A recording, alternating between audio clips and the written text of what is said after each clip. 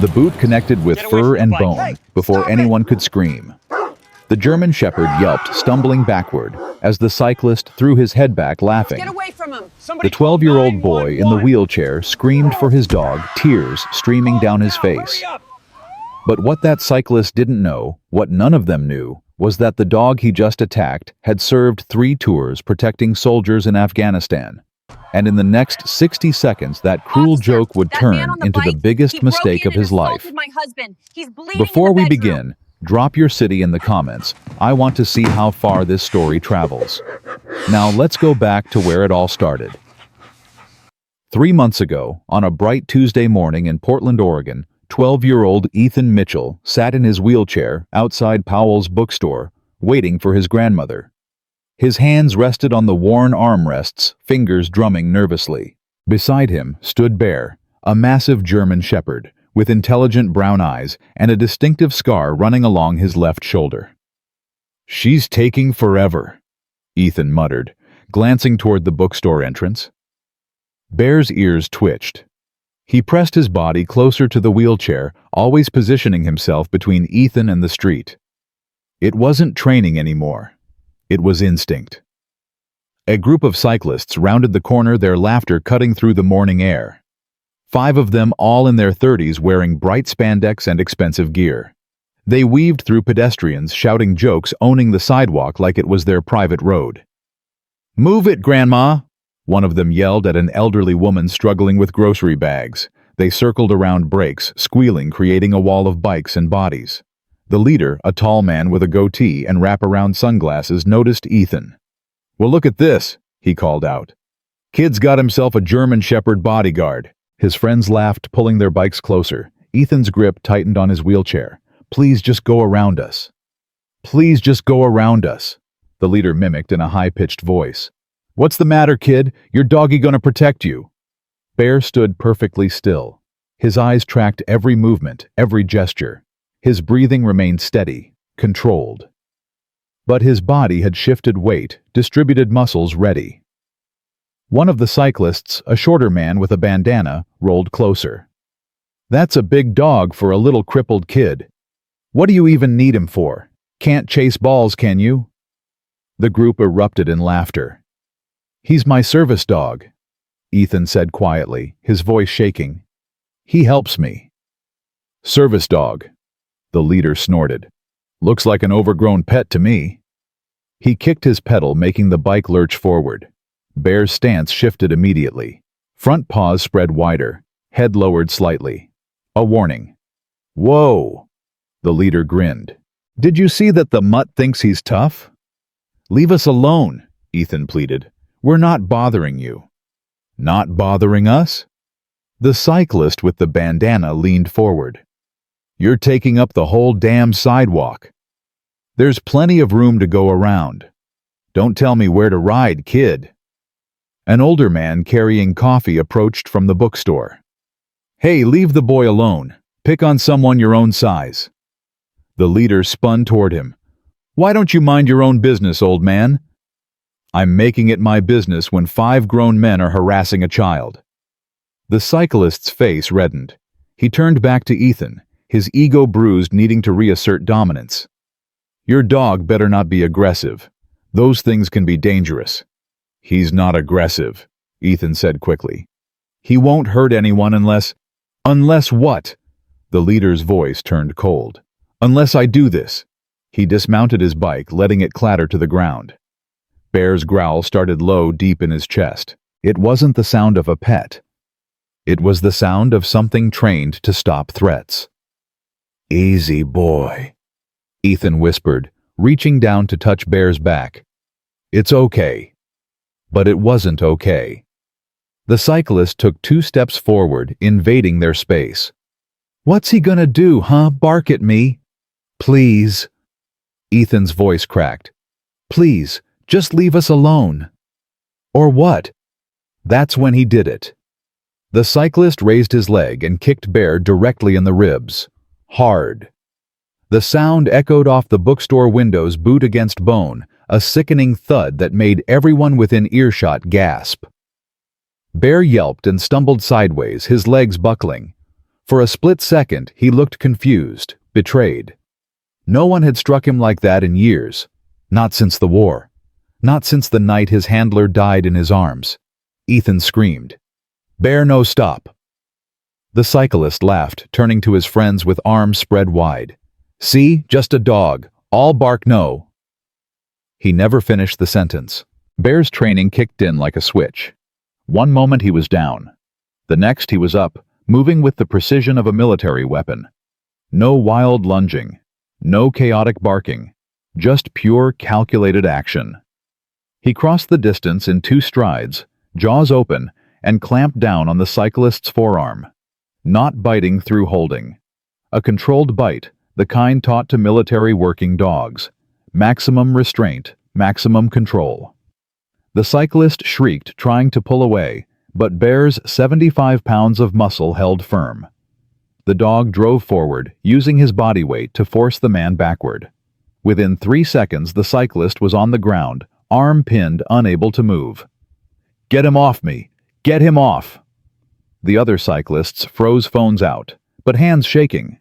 One of them yelled, "Holy shit! Call 911!" Bear didn't release. He held position, eyes locked on his target, breathing steady. Waiting for the command. Waiting for Ethan. "Bear out!" Ethan's voice cut through the chaos. "Out now!" Instantly Bear released. He backed away 3 steps, positioning himself between Ethan and all 5 cyclists, his body a living barrier. He didn't bark, didn't lunge again, just stood there watching ready. The lead cyclist clutched his arm, scrambling backward. "That thing attacked me. You saw it. Everyone saw it." The older man with the coffee stepped forward, his phone already recording. "What we saw was you kicking a service dog protecting a disabled child. He attacked me, after you assaulted him first." A woman across the street shouted, "I got it all on video. You kicked that dog." Within minutes, sirens wailed in the distance. The cyclists tried to mount their bikes, but bystanders blocked them. "You're not going anywhere," a construction worker said, arms crossed. "Not until the cops get here." Ethan was crying now, hands shaking as he reached for Bear. "Come here, boy. Come here." Bear turned, his entire demeanor shifting. The tactical weapon disappeared, replaced by a gentle giant. He walked slowly to Ethan's wheelchair, pressing his head into the boy's lap. His tail gave one soft wag.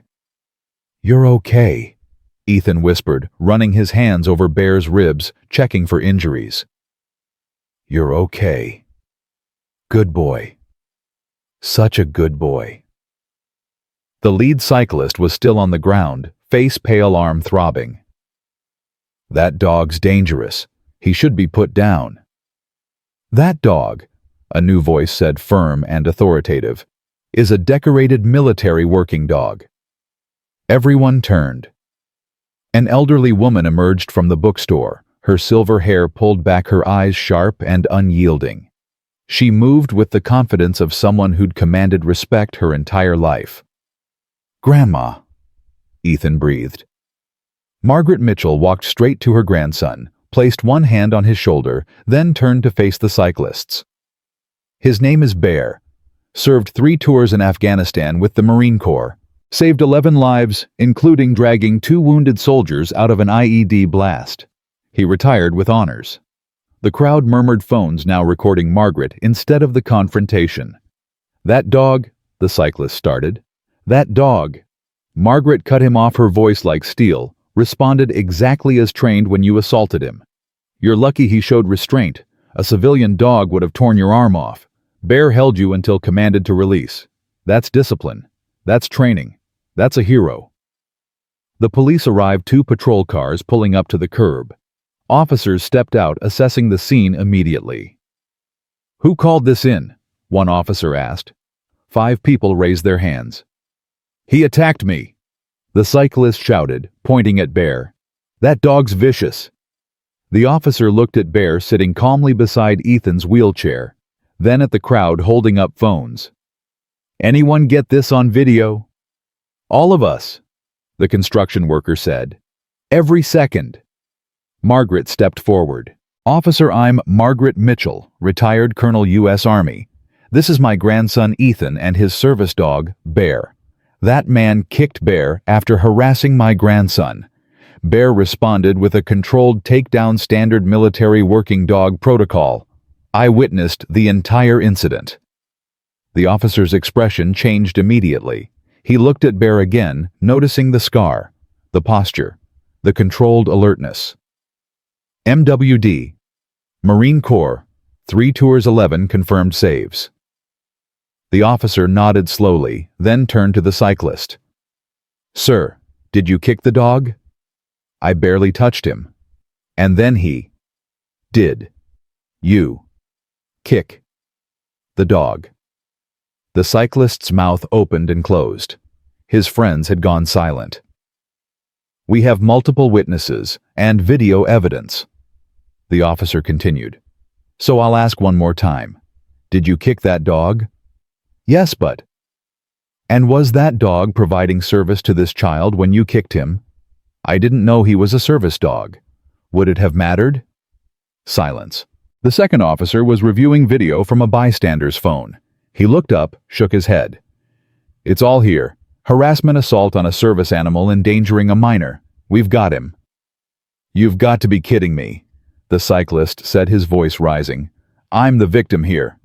No, the first officer said, pulling out handcuffs. You're under arrest. Turn around. This is insane. He's just a dog. Margaret's voice cut through like a blade. That dog has more honor in one paw than you have in your entire body. He served his country. He saved lives. And today, he protected my grandson from a bully. What have you done? The cyclist stared at her, speechless. As the officers cuffed him and read him his rights, the crowd began to clap. Slow at first, then building. Someone shouted, "Good boy, Bear." Others joined in. Ethan buried his face in Bear's fur, his shoulders shaking. You saved me, he whispered. You always save me. Bear's tail wagged slowly, his eyes soft. He licked Ethan's hand once, gentle as could be. Margaret knelt beside them, her hand on Ethan's back. He did what he was trained to do. Protect those who can't protect themselves. Is he in trouble? Ethan asked, looking up with tear-streaked cheeks. Not even close. The police know exactly what happened here. Bear followed protocol perfectly. The second officer approached, crouching down to Bear's level. May I? Margaret nodded. The officer extended his hand slowly.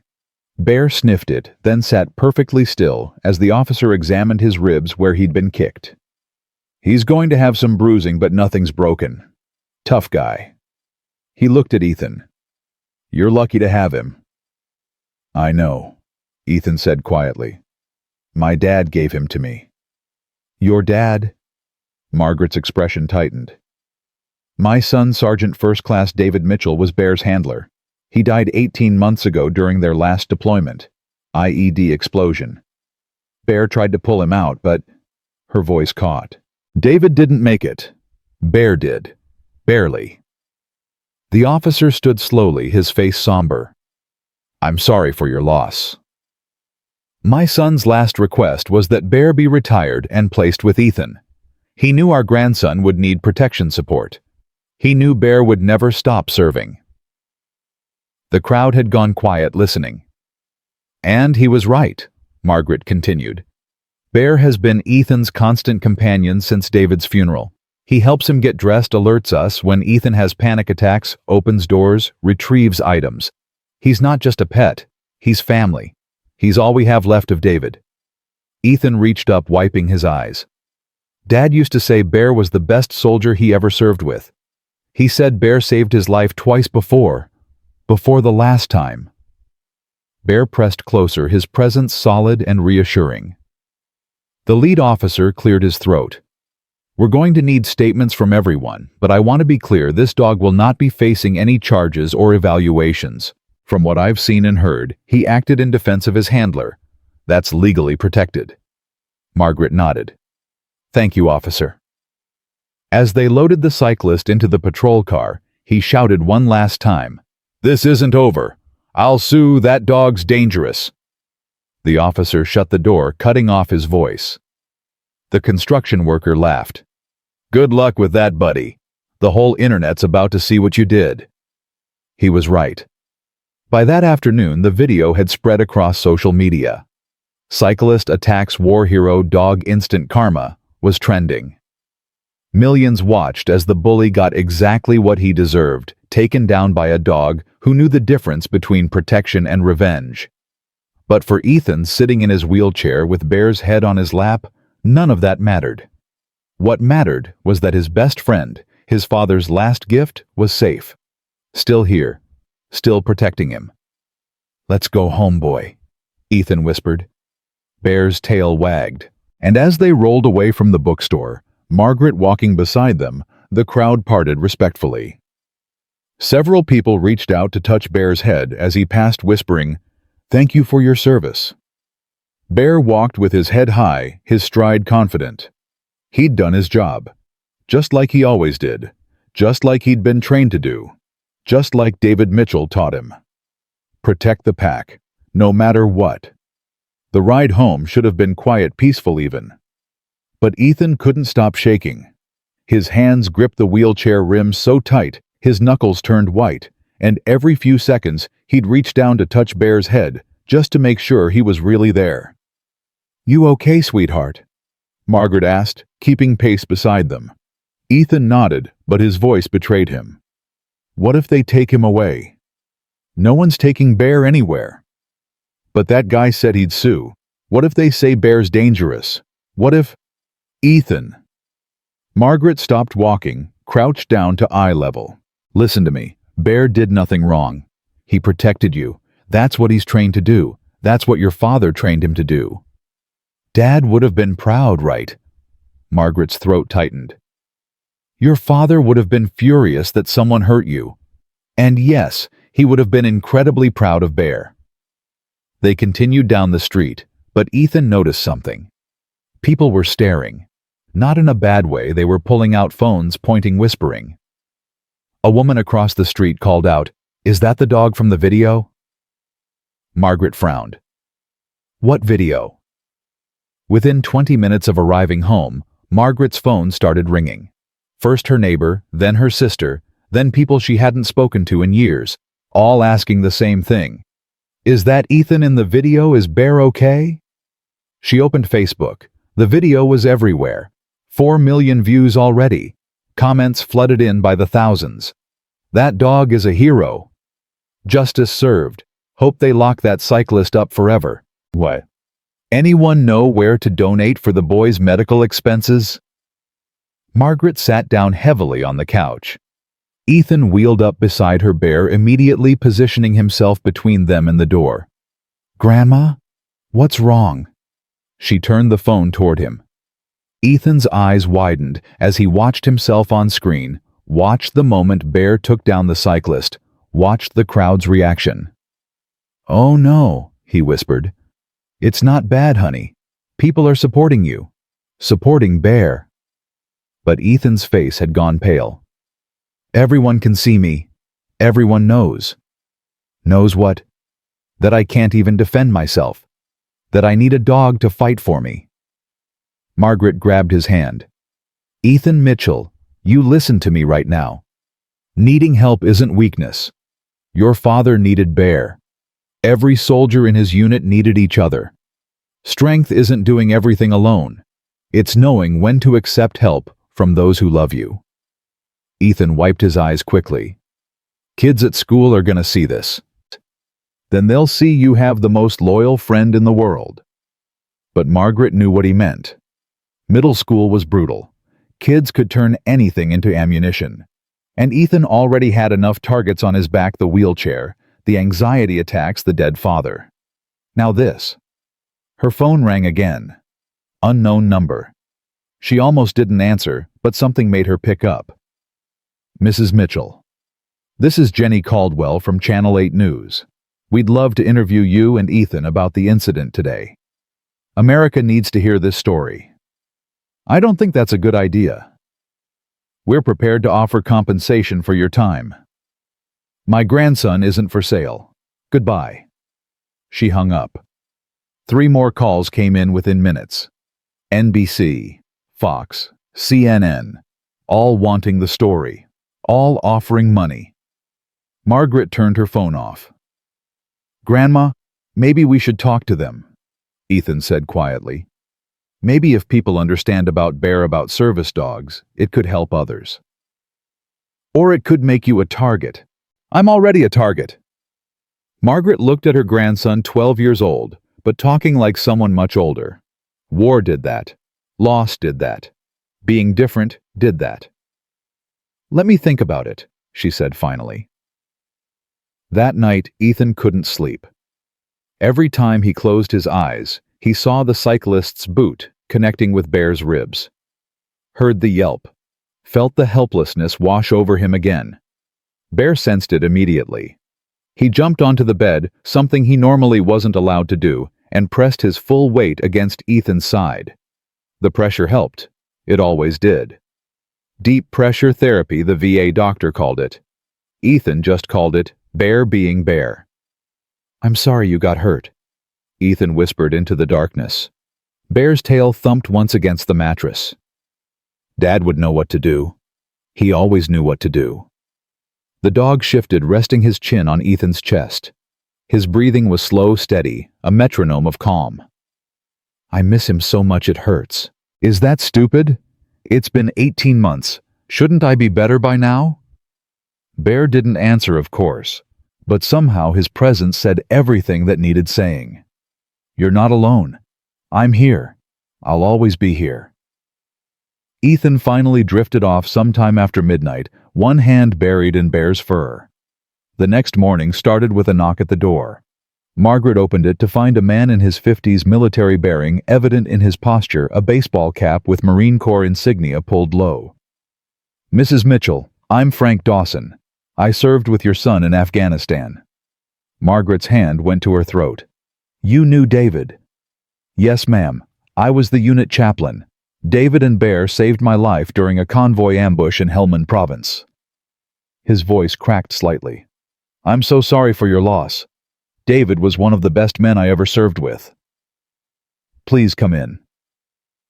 Frank stepped inside, his eyes immediately finding Bear in the living room. The dog's ears perked up, head tilting. Then suddenly Bear was on his feet, tail wagging furiously as he crossed the room. "Hey there, soldier," Frank said, kneeling down. "Remember me?" Bear's whole body wiggled with recognition. He pressed against Frank's chest, making soft whining sounds. "Yeah, I remember you too." Frank's eyes were wet. "Good boy. Such a good boy." Ethan wheeled in from the kitchen, stopping short at the sight. "You knew my dad." Frank stood, wiping his eyes quickly. "I did. Your father talked about you constantly, showed everyone pictures, said you were the bravest kid he knew." "I'm not brave. I can't even walk." "Your father told me about the accident, about how you didn't cry once during the surgeries, how you learned to adapt, to overcome. He said you inspired him to keep going on the hard days." Frank pulled out his phone, scrolled through photos, then handed it to Ethan. "He asked me to take this, said he wanted you to see Bear working." The photo showed David in full combat gear, Bear beside him, both of them covered in dust but grinning. Another showed Bear pulling David's vest, dragging him toward cover. A third captured Bear sitting perfectly still, while medics worked on a wounded soldier, the dog's presence keeping the man calm. "Bear was special," Frank said. "Other dogs worked for treats, for praise. Bear worked because he understood the mission. He knew lives depended on him. Just like he knows you depend on him now." Ethan couldn't stop staring at the photos. Can you tell me about Dad? About what he was like over there?" Frank spent the next hour sharing stories. Some funny, David trying to teach Bear to play poker with the unit. Some heartbreaking, the night David held a dying Marine, and Bear refused to leave, pressing against them both until the end. Some heroic, the three confirmed saves the IED detection, the night Bear alerted to an ambush that would have killed the entire squad. Margaret listened from the kitchen doorway, crying quietly. She'd heard the official reports, but this was different. This was David through the eyes of someone who'd lived beside him, fought beside him, survived because of him. "Why didn't you come before?" Margaret asked finally.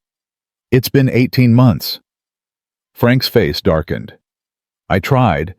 After David's funeral, I drove here 3 times. But every time I got close, I couldn't do it.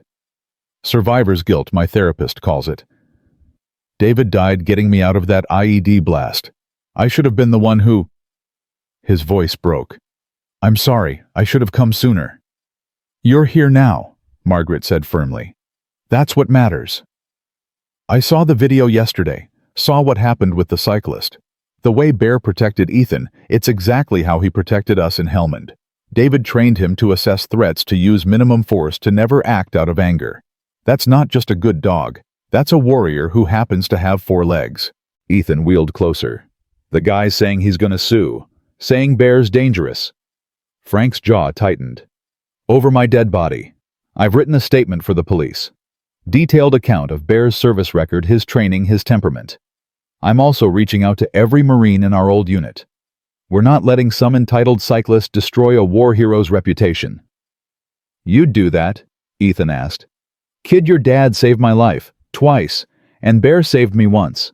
If I can't repay that by helping his family, then what good am I?" Frank pulled out a business card. "I'm also a lawyer now. Civil rights and military law. If this guy wants to sue, he'll have to go through me first." Margaret took the card with shaking hands. "Thank you. We can't afford—" "No charge. This is personal." Over the next 3 days, everything exploded. The video hit 10 million views. News crews camped outside their house. The cyclist, identified as Derek Thornton, hired a high-profile attorney who immediately went on TV claiming Bear was a ticking time bomb and that military dogs have no place in civilian society. The public response was swift and brutal. Derek's social media accounts were flooded with thousands of angry messages. His employer, a tech startup, issued a statement: "We do not condone violence against service animals or harassment of disabled children.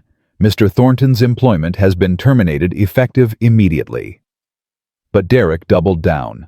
His lawyer filed a lawsuit seeking $500,000 in damages for emotional distress, medical expenses, and lost wages. Frank called Margaret that evening. "They're trying to settle this fast and loud, make an example of Bear, but I've got something." "What?" "Derek Thornton has 2 prior assault charges. Bar fights. Both times he claimed the other person started it. Both times witnesses said otherwise. Plus, I found his social media posts from last year, photos of him intentionally scaring dogs at the park, captioned, 'Teaching mutts some respect.' This guy has a pattern." "Can you use that in court?"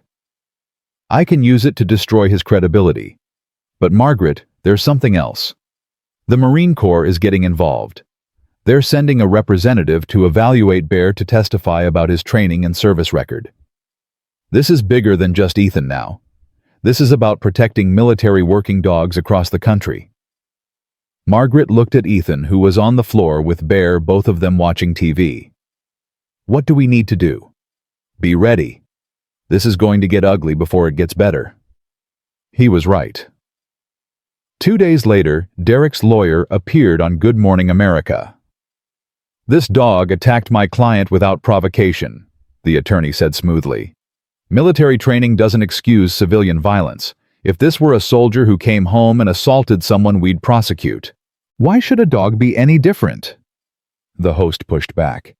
"But witnesses say your client kicked the dog first." "A light tap, barely made contact. Video evidence shows otherwise." "Video can be misleading. What it clearly shows is a vicious animal knocking my client to the ground and holding him against his will. That's assault. That's false imprisonment. And that's a danger to society." Ethan watched from home, tears streaming down his face.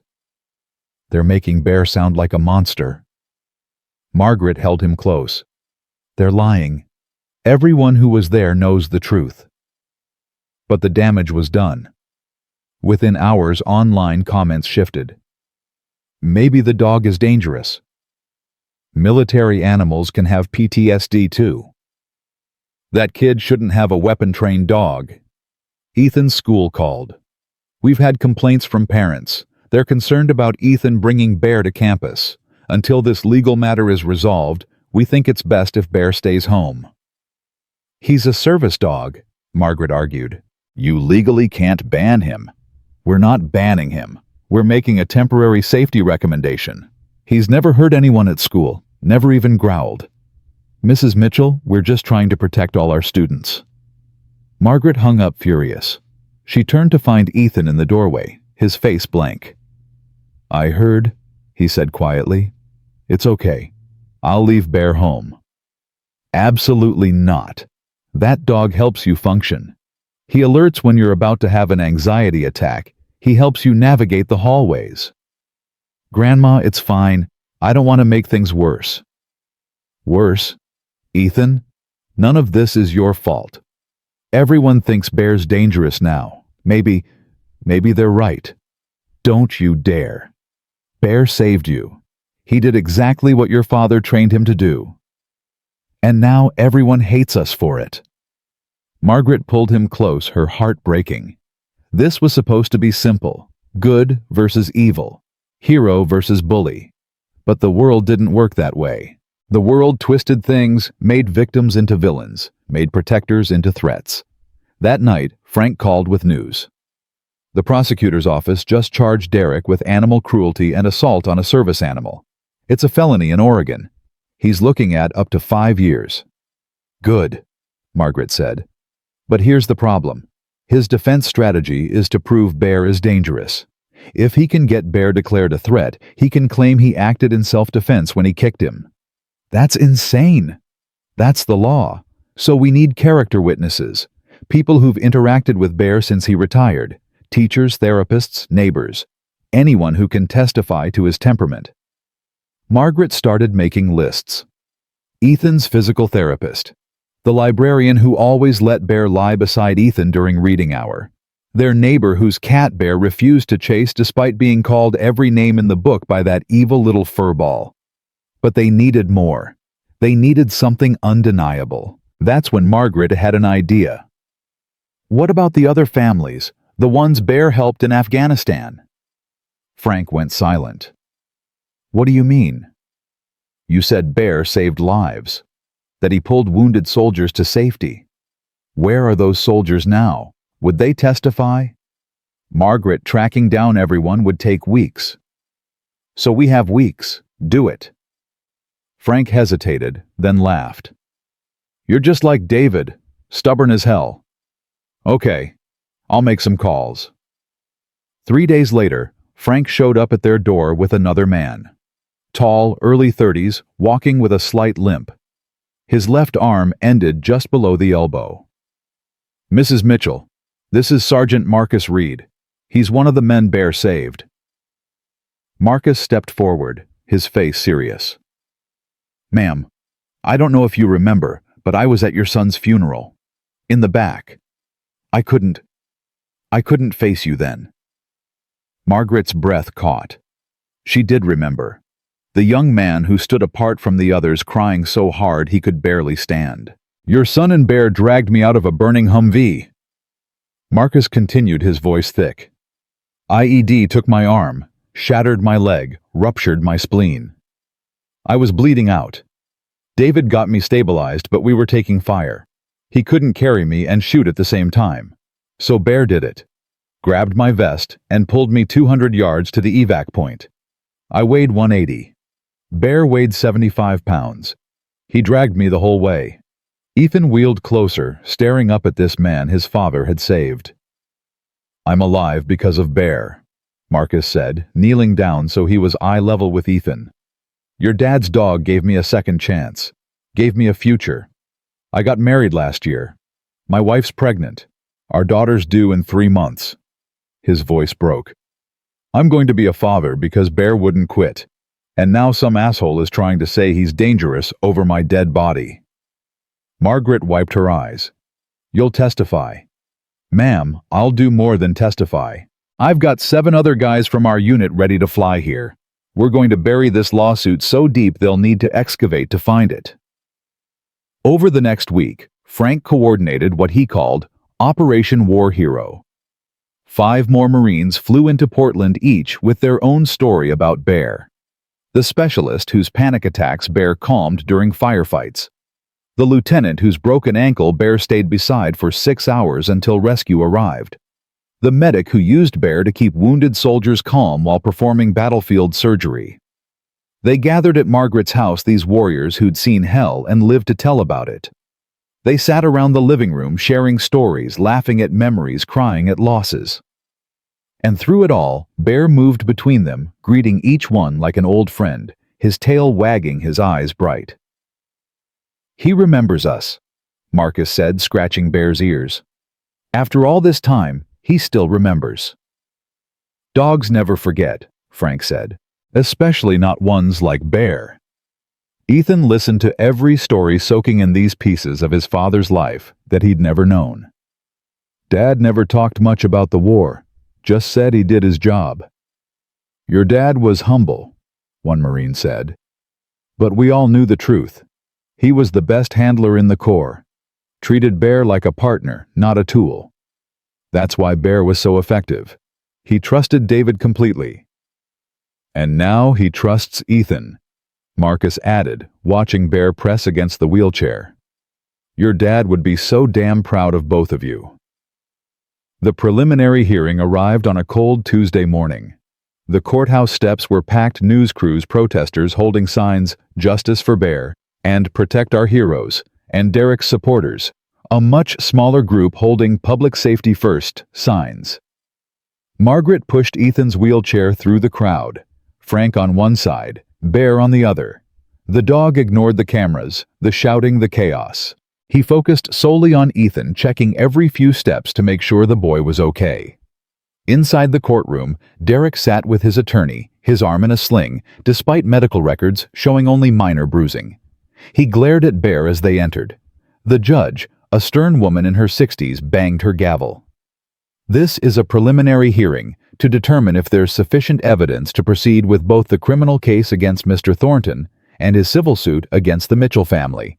Let's keep this professional." Derek's attorney stood. "Your Honor, we'll prove that this dog is a dangerous weapon, improperly placed in civilian life, and that my client acted reasonably when confronted with an aggressive animal." Frank stood.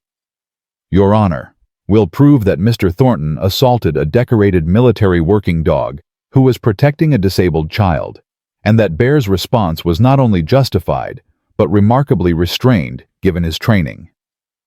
Proceed. For the next 2 hours, the courtroom heard testimony. The bystanders who witnessed the attack. The police officers who responded. The veterinarian who examined Bear afterward and found bruised ribs but no aggression markers.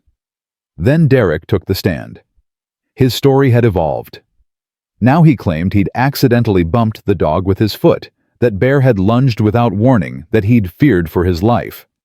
Frank's cross-examination was surgical. "Mr. Thornton, you claim you accidentally bumped Bear with your foot. Yes. Does accidentally bumping something usually result in a yelp of pain? I don't know what the dog did." 17 witnesses heard Bear yelp. The video captures it clearly. Does that sound like a light bump to you? Derek shifted. The dog was being dramatic. Dramatic? Frank smiled coldly. Let's talk about your social media posts. On May 3rd of last year, you posted a video of yourself kicking at dogs in a park with the caption, "Teaching mutts some respect." Is that dramatic? That was a joke.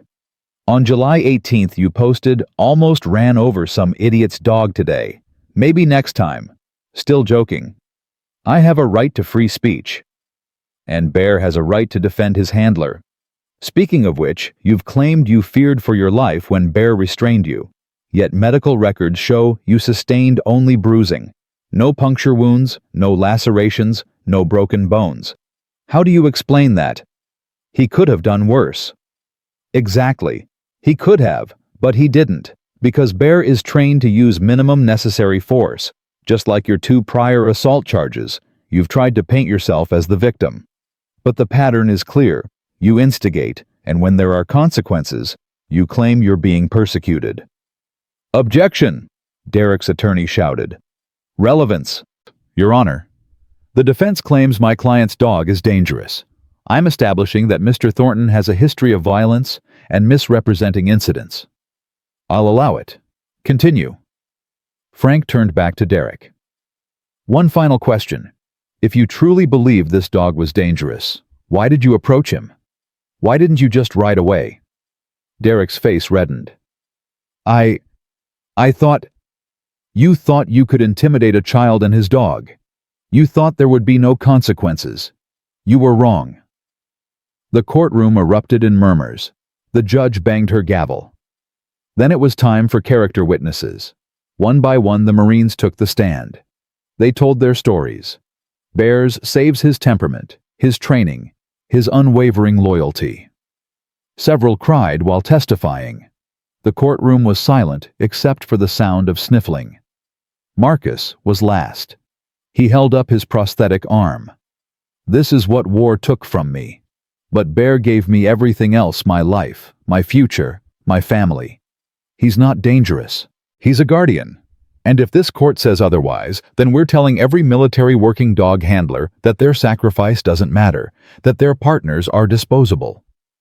When he finished, half the courtroom was crying. Even the judge wiped her eyes. Finally, Frank called Ethan to the stand. The boy wheeled up slowly, Bear walking beside him. The bailiff looked uncertain. Your Honor, the dog. The dog stays, the judge said firmly. He's providing support to the witness. Ethan's voice shook as he answered questions about that day, about how scared he was, about how Bear had never hurt anyone before, about how his father had trusted Bear with his life and now trusted Bear with Ethan's. Do you feel safe with Bear? Frank asked gently. Always, Ethan said. He's all I have left of my dad. Derek's attorney tried to cross-examine, but every question he asked made things worse. Doesn't the dog scare other children? No, sir, they love him. He visits my school and lets kids pet him. Has he ever snapped at anyone? Never. He even lets our neighbor's cat eat his food. When Ethan wheeled away, Bear pressed against his side. The judge watched them carefully. Then she looked at Derek, who suddenly couldn't meet her eyes. I've heard enough, she said. Mr. Thornton, the criminal charges against you will proceed to trial. There is overwhelming evidence that you assaulted a service animal. As for your civil suit against the Mitchell family, it is dismissed with prejudice.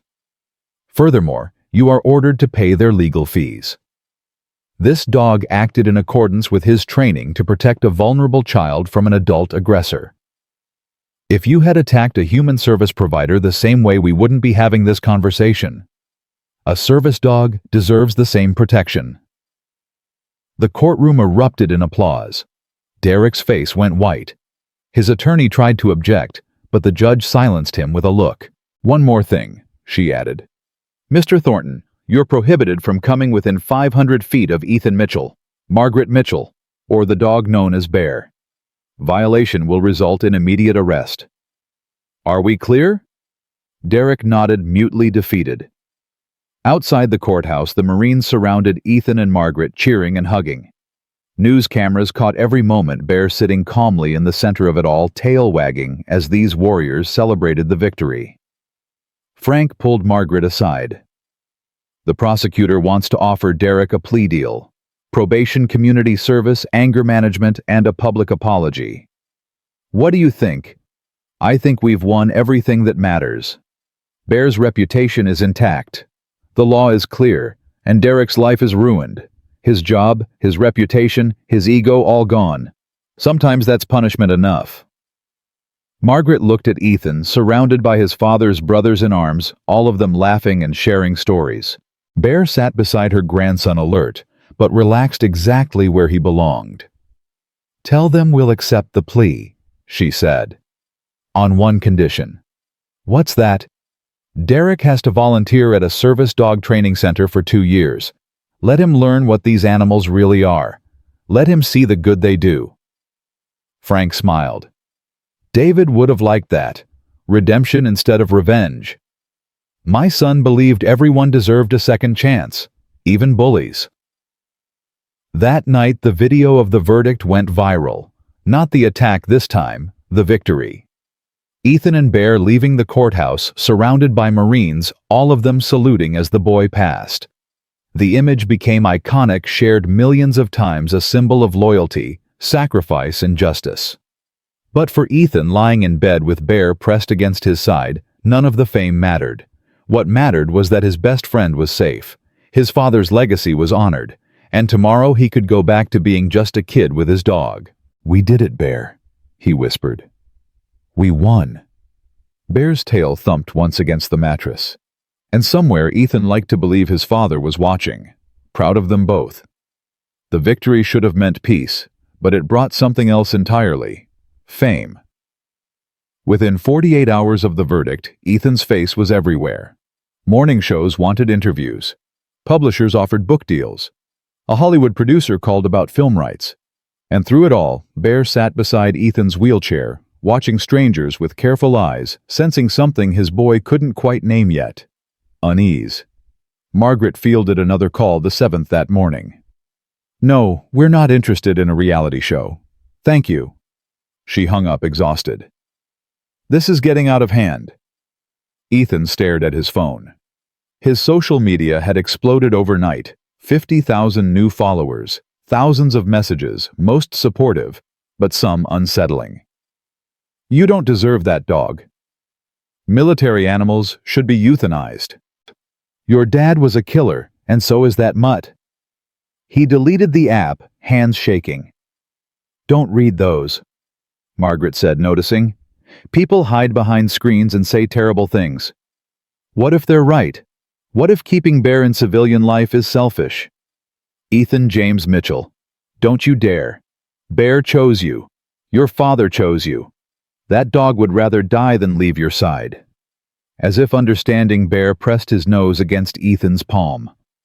The boy managed a weak smile, but the doubt had already taken root. What if all this attention put Bear in danger? What if someone decided to prove Bear was dangerous by provoking him again? What if next time, Bear didn't show restraint? School returned to normal, or tried to. Ethan rolled through the hallways with Bear beside him, kids whispering and pointing. Some approached with genuine kindness, asking to pet Bear, sharing their own stories about family in the military. But others kept their distance, parents' fears poisoning young minds. In third period, a new kid named Tyler made a comment loud enough for everyone to hear. "That's the attack dog. My mom says it should be put down." Ethan's face burned. He didn't respond, just focused on his worksheet. Bear remained still, but his ears swiveled toward Tyler, processing cataloging. "My mom says the kid's dad was a baby killer. Says the dog probably is too." Several students gasped. The teacher, Mrs. Patterson, stood abruptly. "Tyler, principal's office. Now." "What? I'm just saying what my mom—" "Out." Tyler left, smirking. The damage was done. Ethan felt every eye on him, felt the weight of judgment, of fear, of misunderstanding. He raised his hand. "May I be excused?" Mrs. Patterson nodded, her face soft with sympathy. "Take all the time you need." Ethan wheeled toward the door, Bear immediately at his side. They made it to the accessible bathroom before the tears came. He locked the door, pressed his face into Bear's fur, and sobbed. "Why can't they just leave us alone?" he whispered. "We didn't ask for any of this." Bear whined softly, licking the boy's face, trying to absorb the pain, the way he'd been trained to absorb bullets and shrapnel. Some wounds, though, couldn't be stopped with teeth and loyalty. When Ethan finally composed himself, he found a note slipped under the bathroom door. "You're braver than Tyler will ever be. P.S. Bear is awesome. Emma from math class." Such a small thing, but it was enough to get him through the rest of the day. That evening, Frank called with unexpected news. "The Marines want to honor Bear. Full ceremony, medal presentation, the works. They're calling it the Distinguished Service Cross for Military Working Dogs. Bear would be the first recipient." Margaret's breath caught. Went 2 weeks. Joint Base Lewis McChord in Washington. "It's a big deal, Margaret. National coverage. The Corps wants to highlight the contributions of MWDs. Use Bear's story to push for better retirement benefits and protections. I don't know. After everything we've been through. I understand. But this isn't about publicity. This is about honoring David's legacy. About showing the world what these dogs sacrifice. Bear earned this. Margaret looked at Ethan, who'd been listening from the couch. What do you think, honey? Ethan scratched Bear's ears, thinking. Would Dad want us to go? Your father would want whatever makes you happy. That's not an answer, Grandma. Margaret sat beside him, taking his hand. The truth. Your father was humble about his service, never wanted attention, but he was fierce about his brothers and sisters in arms. If this ceremony helps other veterans, other MWDs, then yes, he'd want us to go. Ethan nodded slowly. Okay, we'll go. The next 2 weeks were a blur of preparation. Uniforms were cleaned and pressed. Travel arrangements were made. The Marines sent a protocol officer to brief them on ceremony procedures. And through it all, Bear seemed to sense something significant was coming. He stayed closer than usual, his vigilance heightened, his sleep restless. 3 days before they were scheduled to leave, Margaret received a phone call that made her blood run cold. Mrs. Mitchell, this is Detective Sarah Chen with Portland PD. We've received some concerning information. Derek Thornton violated his restraining order. We have video of him parked outside Ethan's school yesterday. Margaret's hand tightened on the phone. What? He didn't approach, didn't make contact, but the violation is clear. We've issued a warrant for his arrest. I'm calling to warn you he's been posting on social media about the upcoming ceremony, saying things like, justice will be served, and that dog won't get away with it. We're taking it seriously. Should we cancel the trip? That's your call. We're working with Washington State Police to increase security at the ceremony. But I want you aware of the potential threat. After hanging up, Margaret stood frozen, mind racing. Ethan appeared in the doorway, Bear at his side. What's wrong? Nothing, sweetheart. Just some logistics for the trip. But Ethan wasn't fooled. He'd learned to read faces, to spot lies, to sense danger. Living with anxiety taught you that. It's about Derek, isn't it? Margaret hesitated, then nodded. Lying wouldn't protect him. It never did. He violated the restraining order. Police are handling it. He's coming after Bear. No one is touching Bear, I promise you.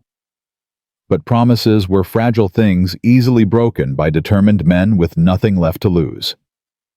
They flew to Seattle 2 days later, Frank accompanying them for security. The Marines had arranged everything: first-class tickets, a private car from the airport, lodging on base. Ethan had never been on a military installation before. The precision, the discipline, the sense of purpose, it made him feel closer to his father somehow. The night before the ceremony, they attended a private dinner with the Marine Corps Commandant and several high-ranking officers. Ethan felt overwhelmed, out of place, but Bear's presence grounded him. The dog remained calm, despite the attention, the noise, the dozens of hands reaching out to pet him. General Richardson, a stern woman with silver hair and 4 stars on her shoulder, knelt beside Ethan's wheelchair. Your father served under my command in Helmand. He was one of the finest Marines I ever had the honor to lead. Thank you, ma'am. And Bear here saved 3 of my soldiers. I was supposed to present your father with a commendation the week he died. Now I get to honor his partner instead. She paused, her eyes glistening. I'm sorry we couldn't save David, but I'm grateful we could save Bear, and that Bear saved you. Ethan's throat tightened. He saves me every day, ma'am. I know he does, son. I know he does. That night, Ethan couldn't sleep. He lay in the base hotel room, Bear pressed against his side, listening to his grandmother's soft snoring from the other bed. His mind wouldn't quiet. Tomorrow, Bear would be honored in front of thousands. Tomorrow, his father's sacrifice would be remembered. Tomorrow, the world would see what Ethan had always known, that Bear wasn't just a dog, but a hero wrapped in fur. So why did he feel so anxious? Bear sensed it shifting closer, applying pressure. The dog's heart beat steady against Ethan's ribs, a metronome of calm in a storm of thoughts. "I'm scared," Ethan whispered. "What if something goes wrong? What if Derek shows up? What if someone tries to hurt you?" Bear licked his hand once, then settled his chin on Ethan's chest. His eyes said everything words couldn't. "I'm here. You're safe. We're together." Eventually, Ethan slept. The ceremony began at 1000 hours. The parade ground filled with Marines and dress blues veterans in their finest families, holding flags and photos of fallen soldiers. A stage had been erected with a podium, an American flag, and the Marine Corps colors. News crews set up cameras along the perimeter. Military police stood at every entrance checking credentials, watching faces, looking for threats. Margaret pushed Ethan's wheelchair to the front row, Bear walking beside them with perfect discipline. The dog seemed to understand the gravity of the moment. His posture was military straight, his eyes forward, his tail still. Frank leaned down, whispering to Margaret. Security swept the area 3 times. Snipers on the rooftops, undercover officers in the crowd. If Derek shows his face, they'll grab him before he gets within 100 yards. Margaret nodded, but her hands gripped the wheelchair handles too tight. Something felt wrong. She couldn't name it, couldn't see it, but decades of military life had taught her to trust her instincts. The ceremony began with a color guard, then the national anthem. Ethan placed his hand over his heart, Bear sitting at perfect attention beside him. Several speakers took the podium. The commandant, a senator, a retired general who spoke about the history of military working dogs in American warfare. Then it was time. General Richardson stepped to the microphone. "Today we honor a warrior who asked for nothing but the chance to serve, who faced enemy fire without hesitation, who saved 11 American lives and injured countless more enemies of our nation. A warrior who even in retirement continued his mission by protecting the son of his fallen handler." A massive screen behind the stage lit up with photos. Bear in Afghanistan wearing a tactical vest, tongue out, eyes bright. Bear beside David, both of them dusty and exhausted, but grinning. Bear pulling a wounded Marine to safety, his teeth locked on the man's vest. Bear at David's funeral, lying on the flag-draped casket, refusing to leave. The crowd murmured, several people crying openly. Ethan wiped his eyes, watching his father's face on that giant screen, young and alive and happy. "I miss you, Dad," he whispered. For his extraordinary heroism and selfless service to the United States Marine Corps. General Richardson continued, "I present the Distinguished Service Cross to Military Working Dog Bear, handled by the late Sergeant First Class David Mitchell." The crowd rose in thunderous applause. Margaret wheeled Ethan toward the stage, Bear walking beside them. They climbed a ramp to the platform. The general knelt, attaching a medal to Bear's collar, a bronze cross on a blue and white ribbon. The dog stood perfectly still, allowing the honor with quiet dignity. "Thank you for your service, Marine," the general whispered, scratching Bear's ears. "Your handler would be so proud." Bear's tail gave one slow wag. Ethan was handed a microphone. He hadn't prepared a speech, didn't know what to say. So he spoke from his heart. "My dad used to say that Bear wasn't just his partner, he was his brother. That in combat rank doesn't matter. Species doesn't matter. What matters is trust. And Dad trusted Bear with his life. Now Bear trusts me with his retirement, with his peace, with his love." His voice cracked. "I know I can't replace my dad. I know I'm just a kid in a wheelchair. But I promise to take care of Bear the way Dad would want, to honor his service, to never take his loyalty for granted. Because heroes deserve to be loved, even when the cameras go away, even when the world stops watching. Heroes deserve homes." The applause was deafening. Grown Marines cried openly, veterans saluted. Families held each other, remembering their own losses, their own sacrifices. That's when the screaming started. A commotion erupted at the back of the crowd. Military police converged on a figure trying to push through the security line. Shouting, struggling, furious. Derek Thornton had found his way onto the base. "That dog doesn't deserve a medal," he screamed, fighting against the MPs restraining him. "He's a menace. He attacked me. He should be destroyed." The crowd turned stunned. Several Marines moved toward Derek, their faces hard. Frank was already running, positioning himself between the disturbance and Ethan. Bear's entire demeanor changed. The calm ceremony dog vanished, replaced by the tactical warrior. He moved in front of Ethan's wheelchair body, lowered eyes locked on Derek, a growl building in his chest. "No, Bear," Ethan said quickly, grabbing his collar. "Stay. It's okay." But it wasn't okay. Derek broke free from one MP lunging forward, his face twisted with rage. He'd lost everything, his job, his reputation, his dignity, and he blamed Bear for all of it. What happened next unfolded in seconds, but felt like hours. Derek charged toward the stagehand, reaching into his jacket. MPs shouted. Someone screamed, "Gun!" Though later investigation would show he was unarmed, just reaching for his phone to record his rant. But in that moment, with a threat charging toward a disabled child, training and instinct took over. Bear exploded forward, not attacking, but intercepting. He positioned himself directly in Derek's path, a living barrier between threat and target. His bark was sharp, commanding, absolute. "Stop!" Derek tried to sidestep. Bear mirrored him perfectly, maintaining position. The man feinted left. Bear didn't fall for it. He'd been trained to stop suicide bombers, to hold positions against armed insurgents.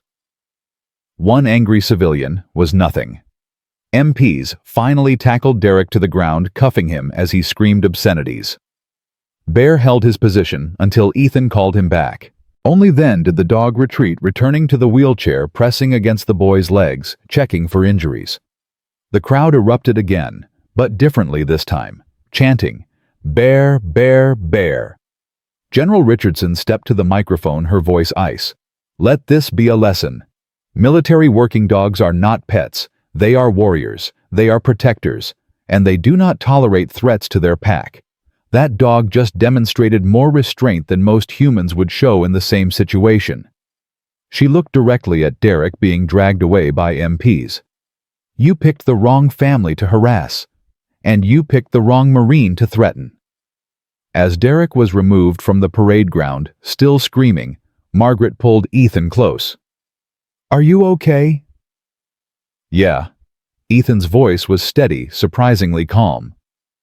"Bear had it handled." "He always does," Frank said, kneeling beside them. "But that was too close, way too close." Security tightened immediately. The ceremony continued, but the mood had shifted. The celebration now carried an edge of protectiveness, of solidarity. These warriors, human and canine, had each other's backs, always. After the ceremony, they were escorted to a private reception. Marines lined up to thank Bear, to share their own stories about MWDs who'd saved their lives. Ethan listened to each one, collecting these memories like precious stones, adding them to the mosaic of his father's legacy. One young corporal, barely 20, approached timidly. "Ma'am, sir, I just wanted to say, my MWD Rex was killed in action last month. Took a bullet meant for me. I've been struggling with it. Guilt, grief, all of it. But seeing Bear today, seeing him honored and loved and living his best life, it helps. It helps knowing that some of them make it home, that some of them get their happy ending." Ethan reached out, taking the corporal's hand. "I'm sorry about Rex. I'm sorry you lost your partner. Thank you. But I'm glad Bear found you. I'm glad he has someone who understands." After the reception exhausted and emotionally drained, they returned to their hotel room. Margaret ordered room service. Frank swept the room for security, then stood guard outside. And Ethan finally let himself fall apart. "He almost got to us," he sobbed into Bear's fur. "Derek almost got to us." Margaret held him, rocking gently. "But he didn't. Bear stopped him. Security stopped him. We're safe." What if next time? There won't be a next time. Derek violated his plea agreement by coming here. He's going to prison now, Ethan. Real prison. For years. He can't hurt us anymore. But what about all the other Dereks? All the people who hate Bear, who think he's dangerous? Margaret was quiet for a long moment. Then she said something she'd been thinking about for weeks but hadn't voiced until now. Maybe we need to show them who Bear really is. Not through courts or ceremonies, through action. What do you mean? I mean, maybe it's time Bear went back to work. Not military work. Something different. Something that shows the world what service dogs can really do. Ethan pulled back, looking at his grandmother. Like what? I don't know yet, but there are people who need Bear just like you did. Kids with PTSD, with anxiety, with disabilities. What if Bear could help them? What if his story could inspire programs funding awareness? Frank knocked, entering when Margaret called. Everything okay in here? Frank, be honest.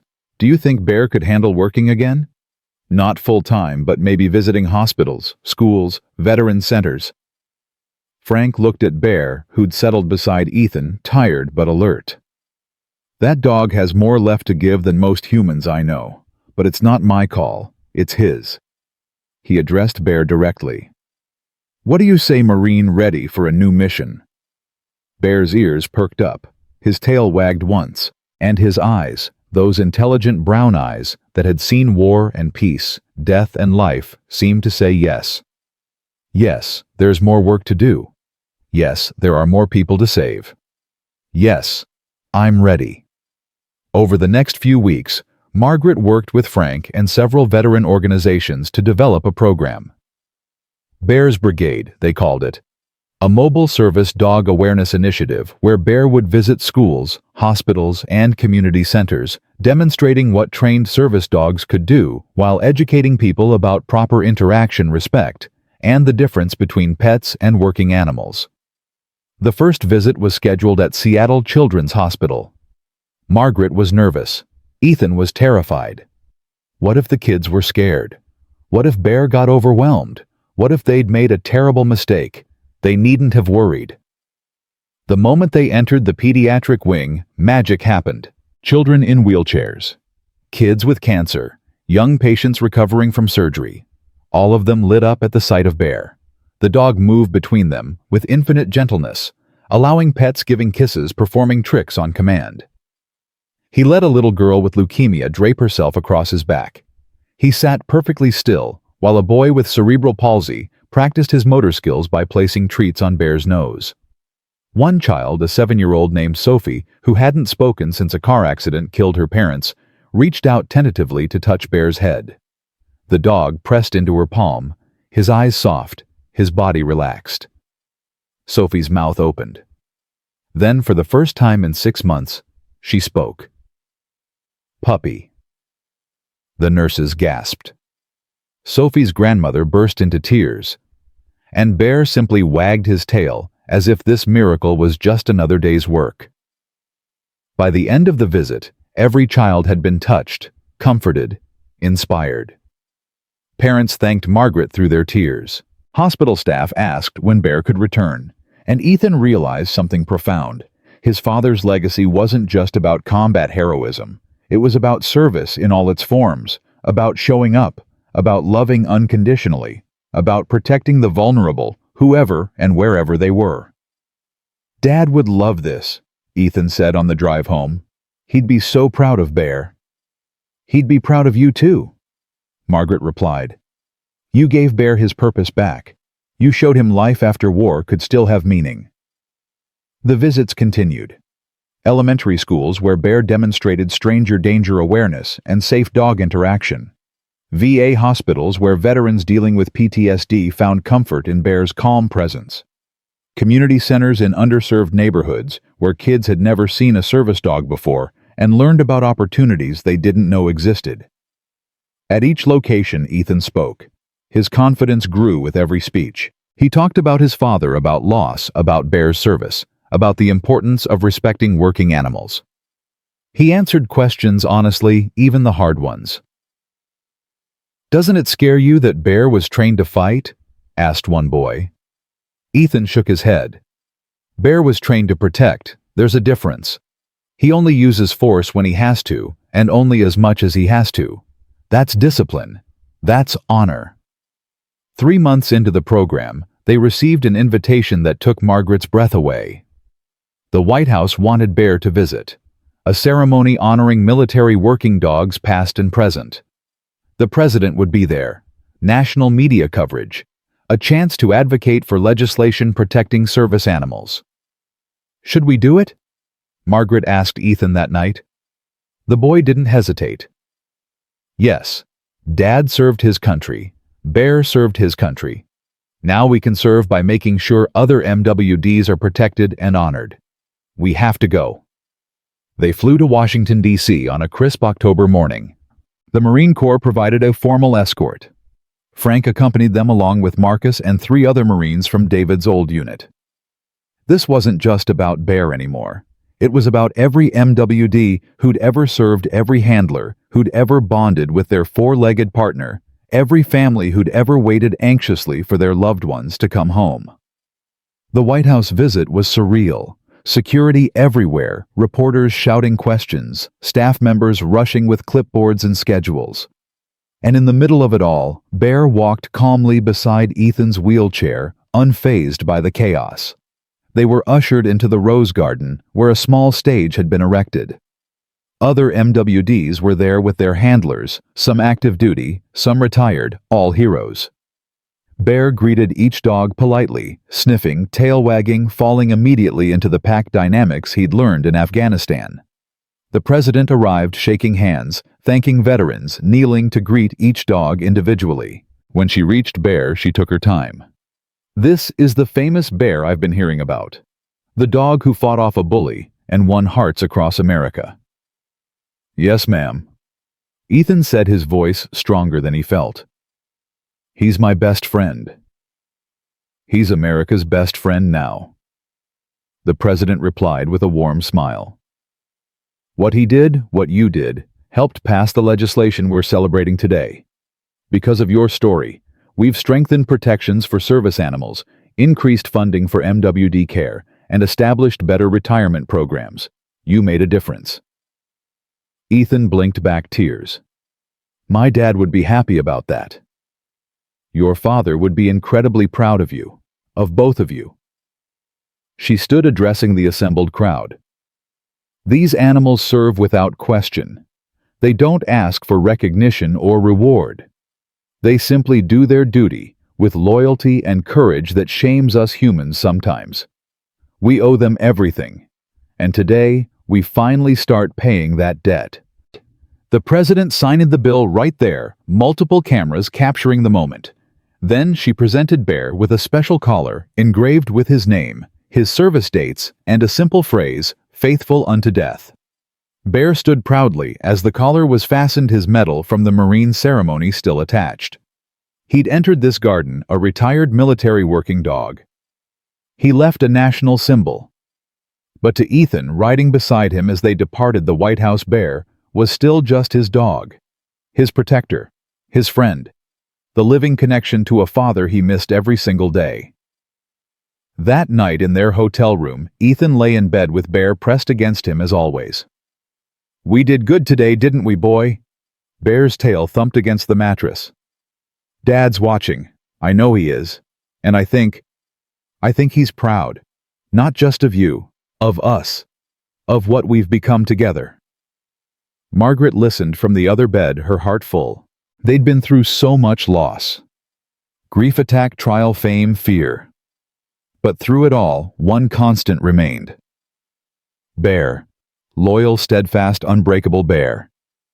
She closed her eyes, and for the first time since her son's death, she felt something close to peace. David was gone. That pain would never fully heal. But his legacy lived on in his son, in his mother, and in the noble dog who'd loved him enough to keep protecting his family long after he was gone. Some bonds transcend death. Some love never ends. And some heroes wear fur and carry their hearts on their paws, ready to give everything for those they've sworn to protect. Bear was one of those heroes. And his story was far from over. The call came 3 weeks after they returned from Washington. Margaret answered on the second ring, expecting another interview request or speaking invitation. Instead, she heard a woman's trembling voice she didn't recognize. "Mrs. Mitchell, my name is Amanda Torres. I'm calling from San Diego. My son? He's 10 years old and he's been having seizures since he was 3. The doctors say a service dog could help detect them before they happen. But the wait list is 18 months and the cost is $40,000 we don't have. I saw your story. I saw what Bear did for your grandson. I know this is asking too much, but is there any way? Could Bear help us?" Margaret's heart clenched. "Ma'am, Bear is retired. He's not trained for seizure detection." "I know. I'm sorry. I just thought maybe you'd know someone or could point us in the right direction or—" Her voice broke. "My son had 3 seizures last week. 1 at school. He's terrified to leave the house now. He's becoming a prisoner in his own life." Margaret closed her eyes. "What's your son's name?" "Carlos." "Amanda, I can't promise anything, but let me make some calls. Can I reach you at this number?" "Yes, thank you. Thank you so much." After hanging up, Margaret sat staring at her phone. She'd received dozens of similar calls over the past month. Families desperate for help reaching out to the woman whose dog had become famous. She'd tried to help where she could, connecting people with resources, raising awareness about wait lists, and funding gaps. But there was only so much one person could do. Ethan rolled into the kitchen, Bear at his side. "Who was that?" Margaret explained about Amanda and Carlos. "There's a little boy in San Diego who needs a service dog but can't afford one and can't wait 18 months. Can we help? I don't know how." Ethan was quiet for a moment, his fingers drumming on his wheelchair arm. Then he said something that would change everything. "What if we raised money like a fundraiser? We could use Bear's fame to help other kids get service dogs." Margaret stared at her grandson. That's actually brilliant. "We've gotten all this attention. Dad always said if you have a platform, use it for good, so let's use it." Within hours, Margaret was on the phone with Frank, who connected her with a non-profit lawyer. Within days, they'd established the David Mitchell Service Dog Foundation. The mission was simple: raise funds to cover training costs for service dogs, reduce wait times, and provide support for families who couldn't afford the $40,000 price tag. Bear became the foundation's mascot. His face appeared on promotional materials. His story anchored their fundraising campaigns. And Ethan became the voice recording videos explaining why service dogs mattered, sharing his own journey, making it personal. The response was overwhelming. Donations poured in. Small amounts from everyday people who'd seen the courthouse video. Larger grants from veterans organizations who understood the need. Corporate sponsorships from companies wanting to align with a feel-good story. Within 3 months, they'd raised $200,000. Enough to sponsor 5 service dogs immediately. Amanda Torres' son Carlos was the first recipient. They flew to San Diego for the placement ceremony. Carlos was small for 10, his eyes too large in a thin face, his movements cautious like someone always bracing for disaster. He sat in his wheelchair watching nervously as a trainer brought out a golden retriever named Riley, 2 years old, trained specifically for seizure detection. "Carlos, this is Riley," the trainer said gently. "He's been learning all about you for 6 months. He knows your scent, your patterns.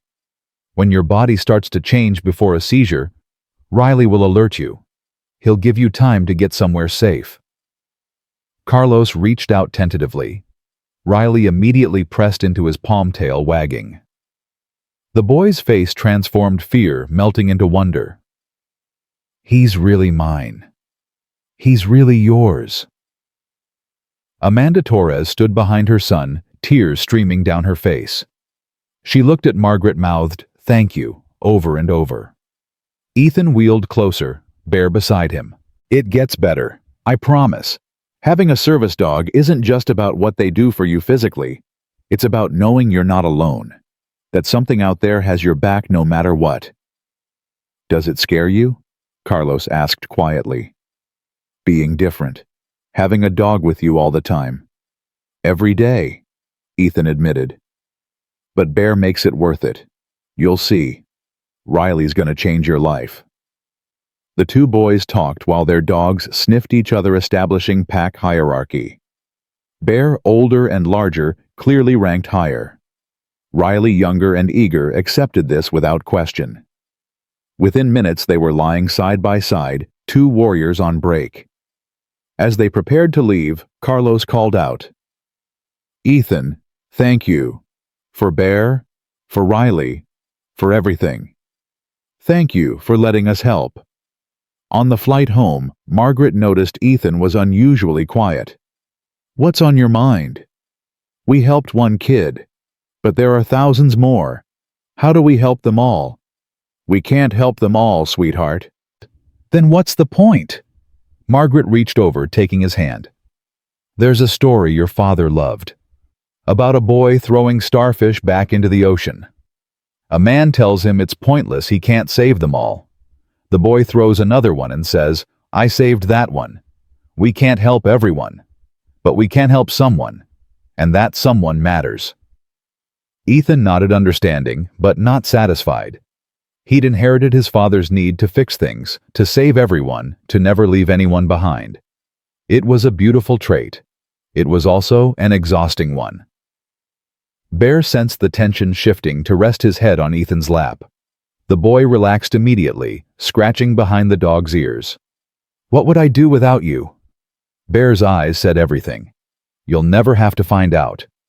Back home, the Foundation's work intensified. They sponsored 3 more service dogs, then 5, then 10. Each placement was documented, shared on social media, used to drive more donations. The cycle became self-sustaining. Every success story generated more attention, which generated more funding, which created more success stories. But success brought scrutiny. 6 months into the Foundation's operation, Margaret received a formal letter from the IRS. An audit.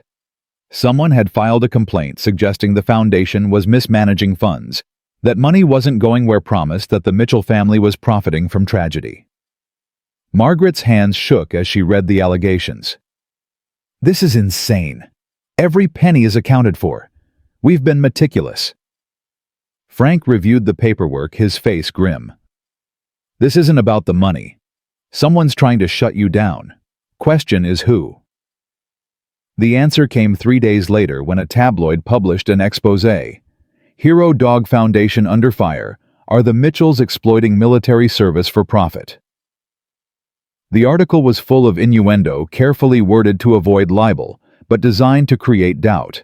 It quoted anonymous sources, claiming Bear was aggressive despite his public image, that Ethan was coached to seem more disabled than he was, that Margaret had turned her son's death into a business opportunity. Ethan read the article on his phone, his face going pale. "They're saying we're faking, that I'm faking." "Don't read that garbage," Margaret said, trying to take the phone. "Everyone's going to believe it. Everyone's going to think we're liars. The people who matter know the truth." But damage spread faster than truth. The Foundation's donation rate dropped 40% overnight. 3 scheduled speaking engagements were canceled. A corporate sponsor pulled their funding, citing concerns about the organization's transparency. Frank worked 18-hour days trying to contain the fallout. He provided documentation to the IRS proving every transaction was legitimate. He tracked down the tabloid sources, discovering most quotes were fabricated or taken wildly out of context. He prepared a legal response threatening lawsuits for defamation. Meanwhile, Ethan withdrew.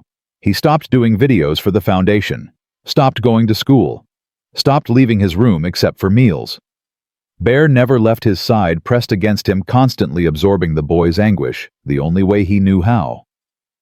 Margaret knocked on Ethan's door one evening, entering when he didn't respond. "We need to talk." "I don't want to talk." "Too bad." She sat on the edge of his bed. "This is hard. What they're saying is cruel and untrue. But quitting now means they win. Is that what your father would want?" "Dad's dead. He doesn't want anything anymore." The words hung in the air, sharp and bitter. Margaret flinched, but didn't retreat. You're right. Your father is dead, and nothing we do will bring him back. But his legacy isn't dead. Bear isn't dead. The families we've helped aren't dead. You want to honor your father? Then stand up, fight back, show these people what a Mitchell is made of. I'm tired of fighting. Then rest. But don't quit. There's a difference. Ethan looked at Bear lying with his chin on the boy's knee. What if they're right? What if we are exploiting Dad's memory? Are we keeping any money for ourselves? No. Are the families getting the dogs we promised? Yes. Then we're not exploiting anything. We're serving, just like your father did, just like Bear does. Service isn't always glamorous or appreciated. Sometimes people hate you for it, but you do it anyway because it's right. Ethan was quiet for a long time. Then so softly Margaret almost missed it. Okay. Okay, what? Okay, I'll fight. The next morning, Ethan recorded a video.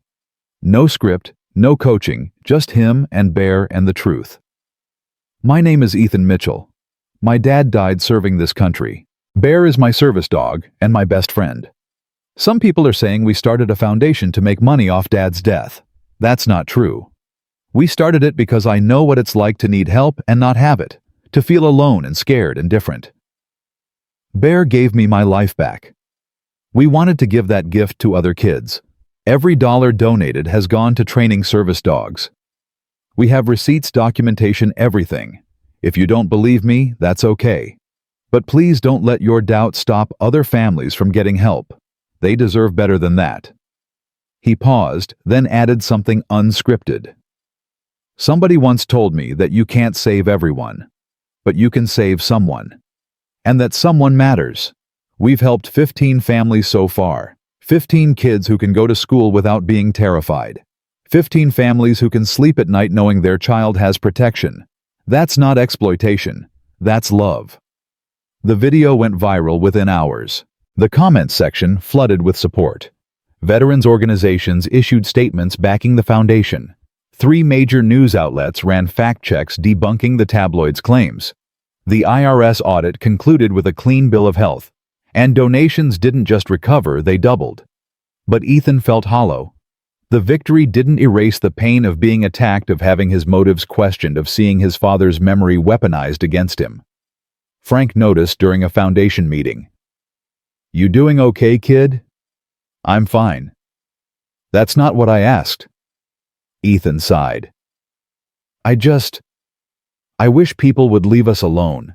We're trying to help. Why is that so hard for some people to accept? Because goodness makes people uncomfortable. It challenges them, makes them feel guilty about their own choices, so they tear it down instead of celebrating it. Frank leaned forward. But here's what you need to remember. For every troll hiding behind a keyboard, there are 10 families whose lives we've changed. Focus on them, not the noise. Ethan nodded, but the lesson was hard to internalize. He was 12. He wanted to believe the world was fair, that good deeds were rewarded, that heroes always won. Real life was messier. Real life had shades of gray that no one prepared you for. That night, unable to sleep, Ethan found his grandmother in the kitchen making tea. Can I ask you something? Always. Do you ever regret it? Starting the foundation, all the attention and criticism and stress. Margaret considered carefully. I regret that it's been hard on you. But the work itself, never. 15 families have service dogs because of what we've built. That's 15 kids who are safer, healthier, happier. How could I regret that, even when people call us liars? Especially then. Because those people don't matter. The families do. Carlos matters. His mom Amanda sent me a message yesterday. Riley alerted to a seizure for the first time. Gave Carlos enough warning to get to his bed before it hit. Amanda said it was the first time she'd left her son alone in years without being terrified. That's what matters, Ethan. Not the tabloids, not the trolls. The real people whose lives are better because we chose to act instead of hide. Ethan absorbed this, wanting to believe it. I wish Dad were here. He'd know what to do. Your father would do exactly what you're doing. Stand up, speak truth, and keep serving. Even when it hurts. Especially when it hurts. 3 weeks later, they received an invitation that seemed almost like a reward for their perseverance. A national daytime talk show wanted to feature the foundation interview families who'd received dogs and present a check for $50,000 from a donor who wished to remain anonymous. Margaret was skeptical. After what happened with the tabloid, I don't trust media. But Frank reviewed the contract, spoke with the producers, and vouched for their legitimacy. This is the real deal. National platform, primetime slot. Could take the foundation to the next level. They agreed. The taping was scheduled for a Friday in Los Angeles. They flew out with Bear, settling into a hotel near the studio. The night before the show, Ethan couldn't sleep. Bear paced beside the bed, picking up on the boy's anxiety. "What if I mess up?" Ethan whispered. "What if I say something stupid and ruin everything?" Bear jumped onto the bed, pressing his full weight against Ethan's side. The pressure helped immediately, grounding him, reminding him he wasn't alone. "You're coming with me tomorrow, right?" Ethan asked. "You'll be there." Bear's tail wagged once. Always. The studio was chaos. Cameras, lights, producers with clipboards running everywhere. The host, a warm woman named Diana Wells, greeted them personally. "I've been following your story for months. What you've built is incredible." "Thank you," Margaret said. "We're just trying to help where we can." "Well, you're about to help a lot more families. We've got a surprise for you during the show." Before Margaret could ask what surprise, they were ushered backstage. 3 other families were there, recipients of service dogs through the foundation. Carlos and his mom, Amanda. A teenage girl named Sophie with her autism service dog. A veteran named James with his PTSD service dog. All of them had stories. All of them had been transformed by the foundation's work. "You did this," Amanda told Ethan, tears in her eyes. "You gave my son his life back." Ethan didn't know what to say. He just hugged her, this stranger who felt like family, bound by their shared understanding of what service dogs meant. The show started with Diana introducing the segment. We've all seen the viral video of Bear, the military working dog who defended his young handler from an attacker. But what you don't know is what came after. How one family turned tragedy into purpose, creating a foundation that's already changed dozens of lives. Video clips played. The courthouse footage. The White House ceremony. Interviews with families. Footage of service dogs in training. Ethan's video defending the foundation. Then Diana brought them out. Margaret pushed Ethan's wheelchair onto the stage, Bear walking beside them with perfect composure, despite the applause, the lights, the cameras. They were joined by the 3 families, their dogs sitting obediently beside them. Diana started with Ethan. "You're 12 years old. You could have stayed home, stayed quiet, dealt with your own challenges. What made you decide to help others?" Ethan thought about his answer carefully. "My dad used to say that service isn't about being perfect or having everything figured out. It's about showing up. I can't walk. I have anxiety. I'm just a kid. But I have Bear. And Bear has taught me that you don't need to be strong to help people. You just need to care enough to try." The audience applauded. Diana turned to Carlos's mom. "Amanda, tell us about the moment Riley alerted to Carlos's first seizure." Amanda's voice shook. "We'd had Riley for 2 weeks. I was in the kitchen, Carlos was doing homework. Suddenly Riley started barking, this specific bark we'd been told to listen for. I ran to the living room, and Carlos was already on the floor, Riley standing over him, protecting his head. The seizure hit seconds later. If Riley hadn't warned us, if Carlos had been standing or near something dangerous..." She couldn't finish. Diana let the moment breathe. "The foundation made that possible." "The foundation gave me my son back," Amanda said firmly. For the next 30 minutes, the families shared their stories. Sophie explained how her service dog helped her navigate social situations that used to trigger meltdowns. James described how his PTSD dog alerted to panic attacks before they escalated. Each testimony was powerful, undeniable proof that the Foundation's work mattered. Then Diana dropped the surprise. "We wanted to do something special today. We reached out to our viewers, told them about the Foundation, and asked if they wanted to help." The response was overwhelming. A screen behind them lit up with numbers, donations scrolling by so fast they were barely readable. Thousands of them, tens of thousands. "In the past 72 hours, Diana continued, our viewers have donated $850,000 to the David Mitchell Service Dog Foundation." Margaret gasped. Ethan stared at the screen, unable to process the number. $850,000. Enough to sponsor more than 20 service dogs. Enough to change dozens of lives. "But we're not done," Diana said with a grin.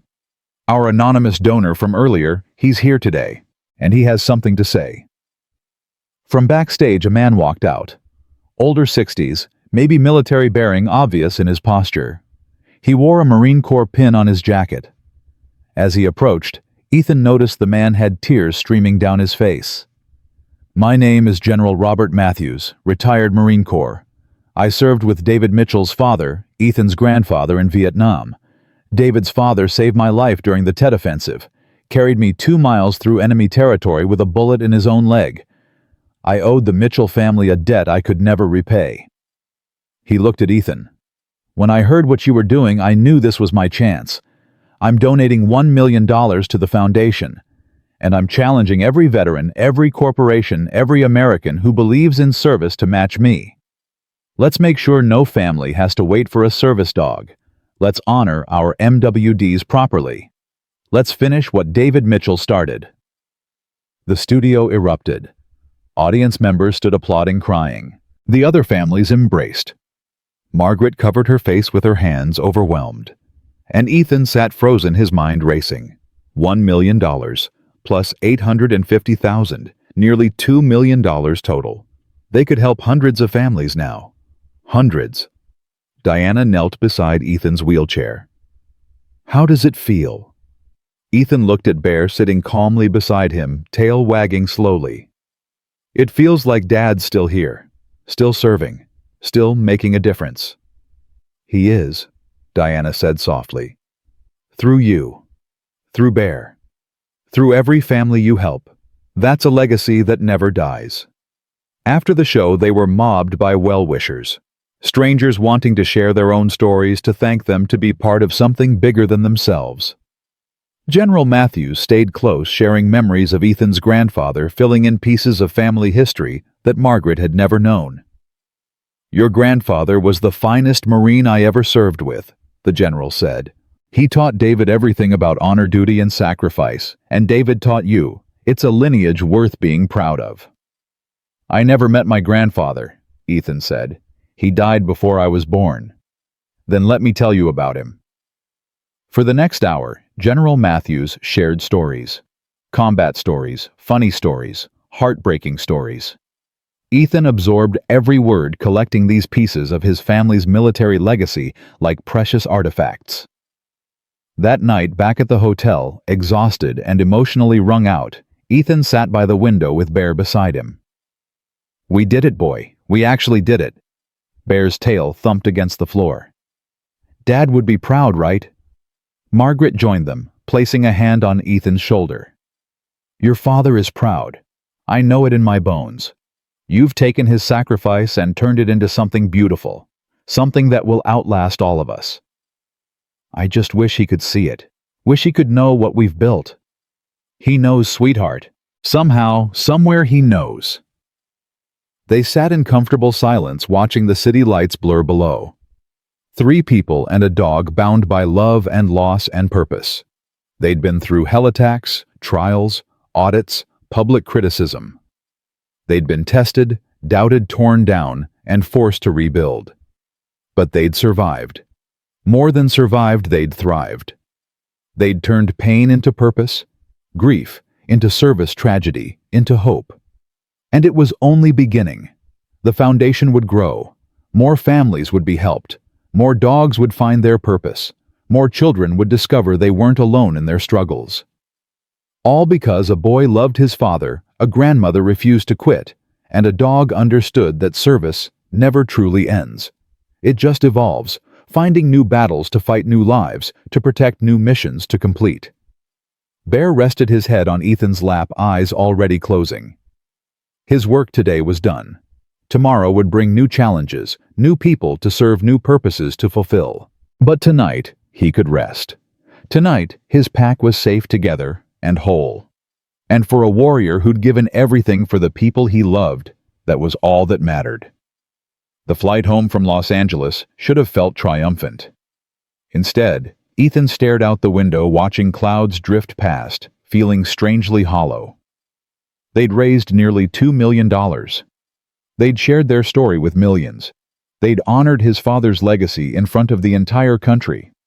So, why did he feel so empty? Margaret noticed from the seat beside him. Talk to me. I don't know what I'm feeling. Try. Ethan struggled to find words. Everyone keeps saying Dad would be proud, but he's not here to be proud. He's just gone. And all this success, all this money, all these families we're helping, none of it brings him back. Margaret's throat tightened. She'd been so focused on the mission, on helping others, on keeping busy, that she hadn't stopped to process her own grief properly. You're right. None of it brings David back. Nothing ever will. Then what's the point? The point is that your father's death meant something.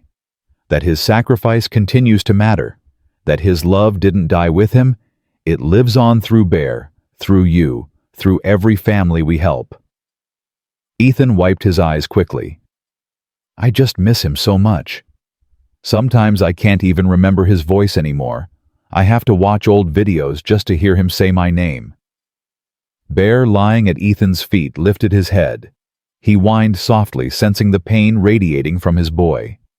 The dog shifted, pressing against Ethan's legs, offering what comfort he could. Your father lives in Bear too, Margaret said gently. Every time Bear protects you, that's David protecting you. Every time Bear shows loyalty and courage, that's David's training, David's love, David's legacy. You haven't lost him completely. Part of him is right there, breathing beside you. Ethan reached down, burying his fingers in Bear's fur. The dog leaned into the touch, solid and warm and real. What happens when Bear gets old? When he can't protect me anymore? Then you'll protect him. That's what love is, taking care of each other, in whatever way is needed at the time. They landed in Portland as the sun was setting. Frank met them at the airport, his face serious. We need to talk. Privately. At Margaret's house, Frank spread documents across the kitchen table. The foundation's growth is attracting attention. Good attention mostly, but also complicated attention. We've had 3 major corporations reach out about partnerships. 2 want to sponsor an annual gala. 1 wants to create a branded line of service dog equipment with proceeds going to the foundation. That sounds positive, Margaret said. It is. But it also means we're moving from grassroots nonprofit to legitimate organization. We need a board of directors, formal governance, professional staff. This is bigger than just the 3 of us now. Ethan felt panic rising. Does that mean we lose control, that strangers make decisions about Dad's foundation? Not if we're smart about it. We build a board of people we trust, veterans, service dog trainers, families who've received dogs, people who understand the mission. I don't want it to become corporate, Ethan said firmly. I don't want it to be about money and marketing. It's supposed to be about helping people. Frank smiled. That's exactly the attitude we need. But helping people at scale requires infrastructure. Right now, Margaret is answering emails at midnight, you're recording videos on your phone, and I'm doing legal work for free between paying clients. That's not sustainable. If we want to help hundreds of families, we need systems. Margaret rubbed her temples. This is so far beyond what I know how to do. Then we find people who do know. I've already reached out to a few candidates.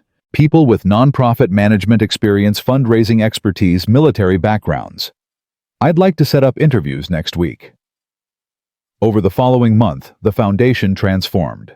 They hired an executive director, a former Marine colonel named Patricia Hernandez, who'd run veteran outreach programs for a decade. They brought on a fundraising specialist who doubled their donor base within weeks. They created an advisory board that included General Matthews Marcus Reed and 3 Gold Star families whose children had received service dogs. Ethan participated in every decision, insisting that the families remain the priority. "I don't care about fancy galas or corporate sponsors if they distract from the mission. Every decision should be about one thing. Can we help more families faster?" Patricia nodded approvingly. "You'd make a hell of a board chairman someday, kid." "I'm 12. And already better at staying focused than most executives I've worked with." As the foundation grew, so did demand. Applications poured in from across the country. Single mothers whose children had autism, veterans battling PTSD, teenagers with seizure disorders. Each application represented a life in crisis, a family desperate for help. They couldn't say yes to everyone. That was the hardest part. Margaret would read applications late at night, crying over stories she couldn't fix. Families she had to turn away because resources were limited. Ethan found her one evening, tears streaming down her face as she reviewed a file.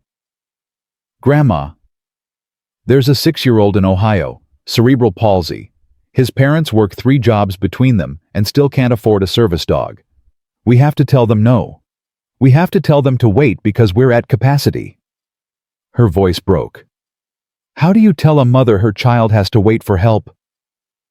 Ethan wheeled closer, taking her hand. "You tell her the truth. That we're doing everything we can. That we haven't forgotten her. That her son matters. What if that's not enough? Then we work harder. We raise more money. We train more dogs. We find a way." Margaret looked at her grandson, this child who'd been forced to grow up too fast, who carried grief and responsibility beyond his years. "When did you get so wise?" "I learned from Dad, and from you, and from Bear." He glanced at the dog sleeping peacefully by the fireplace. "Bear never gives up. Even when he's tired or hurting, he keeps going. That's what Mitchells do. We keep going." 6 months after the talk show appearance, the foundation had sponsored 43 service dogs. 43 families whose lives had fundamentally changed. The success stories kept coming. A girl with diabetes whose dog detected blood sugar crashes. A boy with autism whose dog helped him navigate school. A veteran who'd been suicidal until his service dog gave him a reason to stay alive. But success brought new challenges. One of the families they'd helped, a woman named Linda Carson, whose son had severe anxiety, posted a video online criticizing the foundation. "They gave us a dog, then disappeared. No follow-up, no support, no check-ins. It's like they only cared about the publicity." The video went viral, triggering a wave of criticism. Other families chimed in with similar complaints. The foundation's social media filled with angry comments. "They're more interested in photo ops than actual care. Once the cameras leave, they forget about you." Ethan was devastated. "We didn't disappear. We've been helping so many families we just couldn't keep up with individual follow-ups." Patricia called an emergency meeting. "This is a legitimate criticism. We've scaled up placements, but not our support infrastructure. These families need ongoing care, training assistance, veterinary connections. We can't just hand them a dog and walk away." "So what do we do?" Margaret asked. "We acknowledge the failure. We apologize publicly. And we fix it." Patricia pulled out a proposal. "I want to hire 3 regional coordinators, each one responsible for maintaining relationships with families, conducting quarterly check-ins, connecting them with resources. It'll cost us, but it's the right thing to do." Frank nodded. "I'll reach out to Linda Carson directly, offer to visit her family, address her concerns personally, turn this critic into an advocate." Ethan wanted to help too. "Can I call some of the families just to talk, not as foundation business, but as someone who gets it?" Patricia smiled. "That's exactly what they need. Not a corporate representative, a peer who understands." Over the next week, Ethan spent hours on video calls with families, listening to their struggles, sharing his own challenges, connecting them with each other. He created a private Facebook group where recipients could share experiences, ask questions, and support one another. The transformation was immediate. The criticism didn't disappear entirely, but it was drowned out by grateful voices. Families sharing how much the check-ins meant. Parents thanking Ethan for taking time to talk with their children. Service dog handlers posting photos of their dogs with Bear's photo captioned "Inspired by a Legend." Linda Carson posted a follow-up video. "I was angry because I felt abandoned, but the foundation reached out, listened to my concerns, and made real changes. They're not perfect, but they're trying. And sometimes that's all you can ask." The crisis passed, but it left scars. Ethan realized that doing good wasn't enough. You had to do it sustainably, thoughtfully, with systems in place to protect the people you were trying to help. It was a hard lesson, but necessary. Summer arrived, bringing with it an invitation that made Ethan's heart race. The Marine Corps War Memorial in Arlington, Virginia, was hosting a ceremony honoring military working dogs killed in action. Bear was invited as the guest of honor, representing all MWDs who'd served and survived. "I don't know if I can do this," Ethan admitted the night before they left. "A memorial for fallen war dogs. It's going to remind me of Dad, of everyone who didn't make it home." Margaret knelt beside his wheelchair.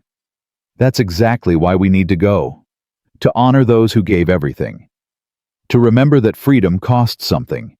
And to celebrate that Bear survived to tell their story." They flew to Washington, D.C. with Frank and Patricia.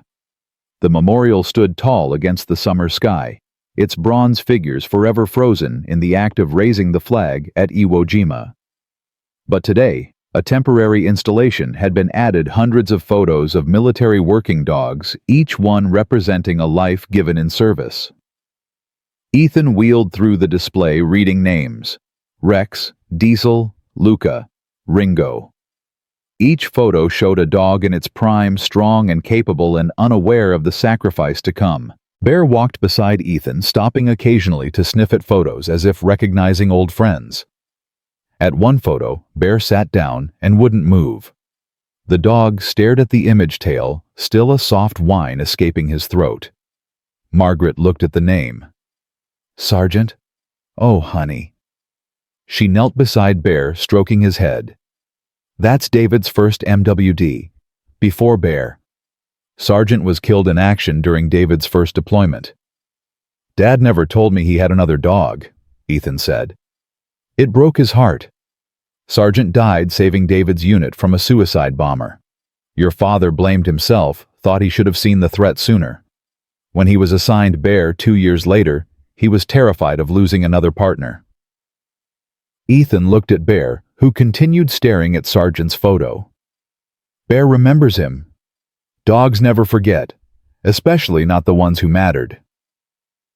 The ceremony began with a color guard and the national anthem.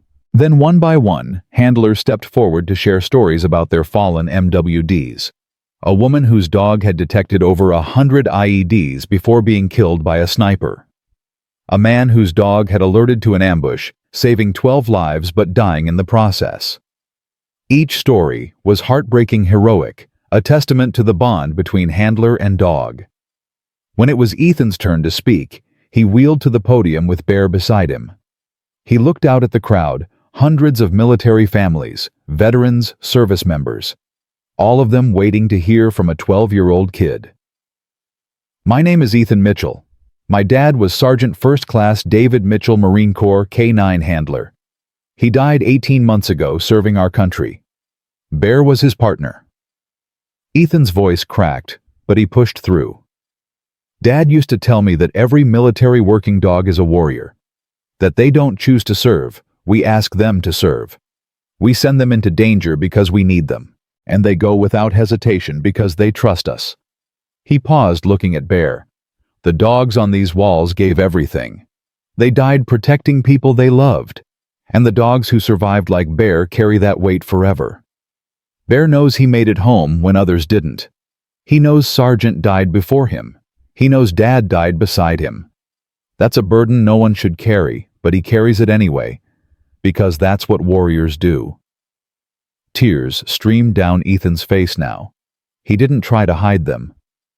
I wish Dad was here. I wish Sergeant was here. I wish every dog on these walls was still alive, still serving, still going home to their handlers. But wishing doesn't change reality. What changes reality is action. Honoring these dogs by taking care of the ones who survived. Making sure every MWD has a home after service. Fighting for their benefits, their health care, their retirement. That's how we honor the fallen. By protecting the living. The crowd erupted in applause. Several Marines saluted. Bear stood pressed against Ethan's chair, and for just a moment Ethan could swear the dog understood every word. After the ceremony, families approached them. A woman whose son had died alongside his MWD thanked Ethan through her tears. A veteran whose service dog had died of cancer held Bear for 5 minutes, just standing there remembering. A young Marine about to deploy with his newly assigned MWD asked if he could take a photo with Bear. For luck, the Marine explained. I want to remember that some of us make it home. Ethan nodded. What's your dog's name? Liberty. Take care of Liberty, and let Liberty take care of you. Trust works both ways. As the sun began to set, they stood at the memorial one last time. Bear remained still, staring at Sergeant's photo, a final goodbye to a brother in arms he'd never see again. You ready to go, boy? Ethan asked gently. Bear turned, looked at Ethan, then back at the photo. One last moment of remembrance. Then he walked away back to his current mission, his current purpose. The past deserved honor. But the living needed him more. On the flight home, Ethan was quiet again, but differently this time. Not hollow or lost. Contemplative. Processing. Margaret gave him space, understanding that some things needed to be worked through alone. But as they prepared to land, Ethan finally spoke. I think I understand now. Understand what? Why we do this. The foundation, the speaking, all of it. It's not about making ourselves feel better or honoring Dad's memory. It's about making sure the next family doesn't have to wait. The next veteran doesn't fall through the cracks. The next kid with a disability has a bear of their own. He looked at his grandmother, his eyes clear and determined. Dad died so others could live. Now we live so others can survive what we survived. That's the cycle. That's the mission. Margaret's eyes filled with tears. Your father would be so incredibly proud of the man you're becoming. I'm only 12. Age doesn't determine character. Heart does. And yours is strong enough to change the world. 3 years passed. Ethan turned 15, grew taller, but remained in his wheelchair. The accident that had taken his mobility was permanent, but he'd long since stopped seeing the chair as a limitation. It was just part of who he was, like his brown eyes or his stubbornness. The foundation flourished. They'd sponsored over 200 service dogs, expanded to operate in 40 states, created training programs, volunteer networks, and advocacy campaigns that changed laws protecting service animals. Bear was 8 years old now, showing signs of age. His muzzle had grayed. He moved slower on cold mornings, but his eyes remained sharp, his loyalty unwavering. He still slept beside Ethan every night, still alerted to anxiety attacks before they peaked, still served with quiet dignity. One morning, Ethan woke to find Bear struggling to stand. The dog's legs shook, his breathing labored. Grandma? Ethan's voice cracked with panic. Something's wrong with Bear. They rushed to the emergency vet. Hours of tests, worried waiting. Finally, the doctor emerged with a gentle expression that told them everything they needed to know. It's his heart. Dilated cardiomyopathy, likely stress-related from his years in combat. We can manage it with medication, but... She paused. He's lived a hard life.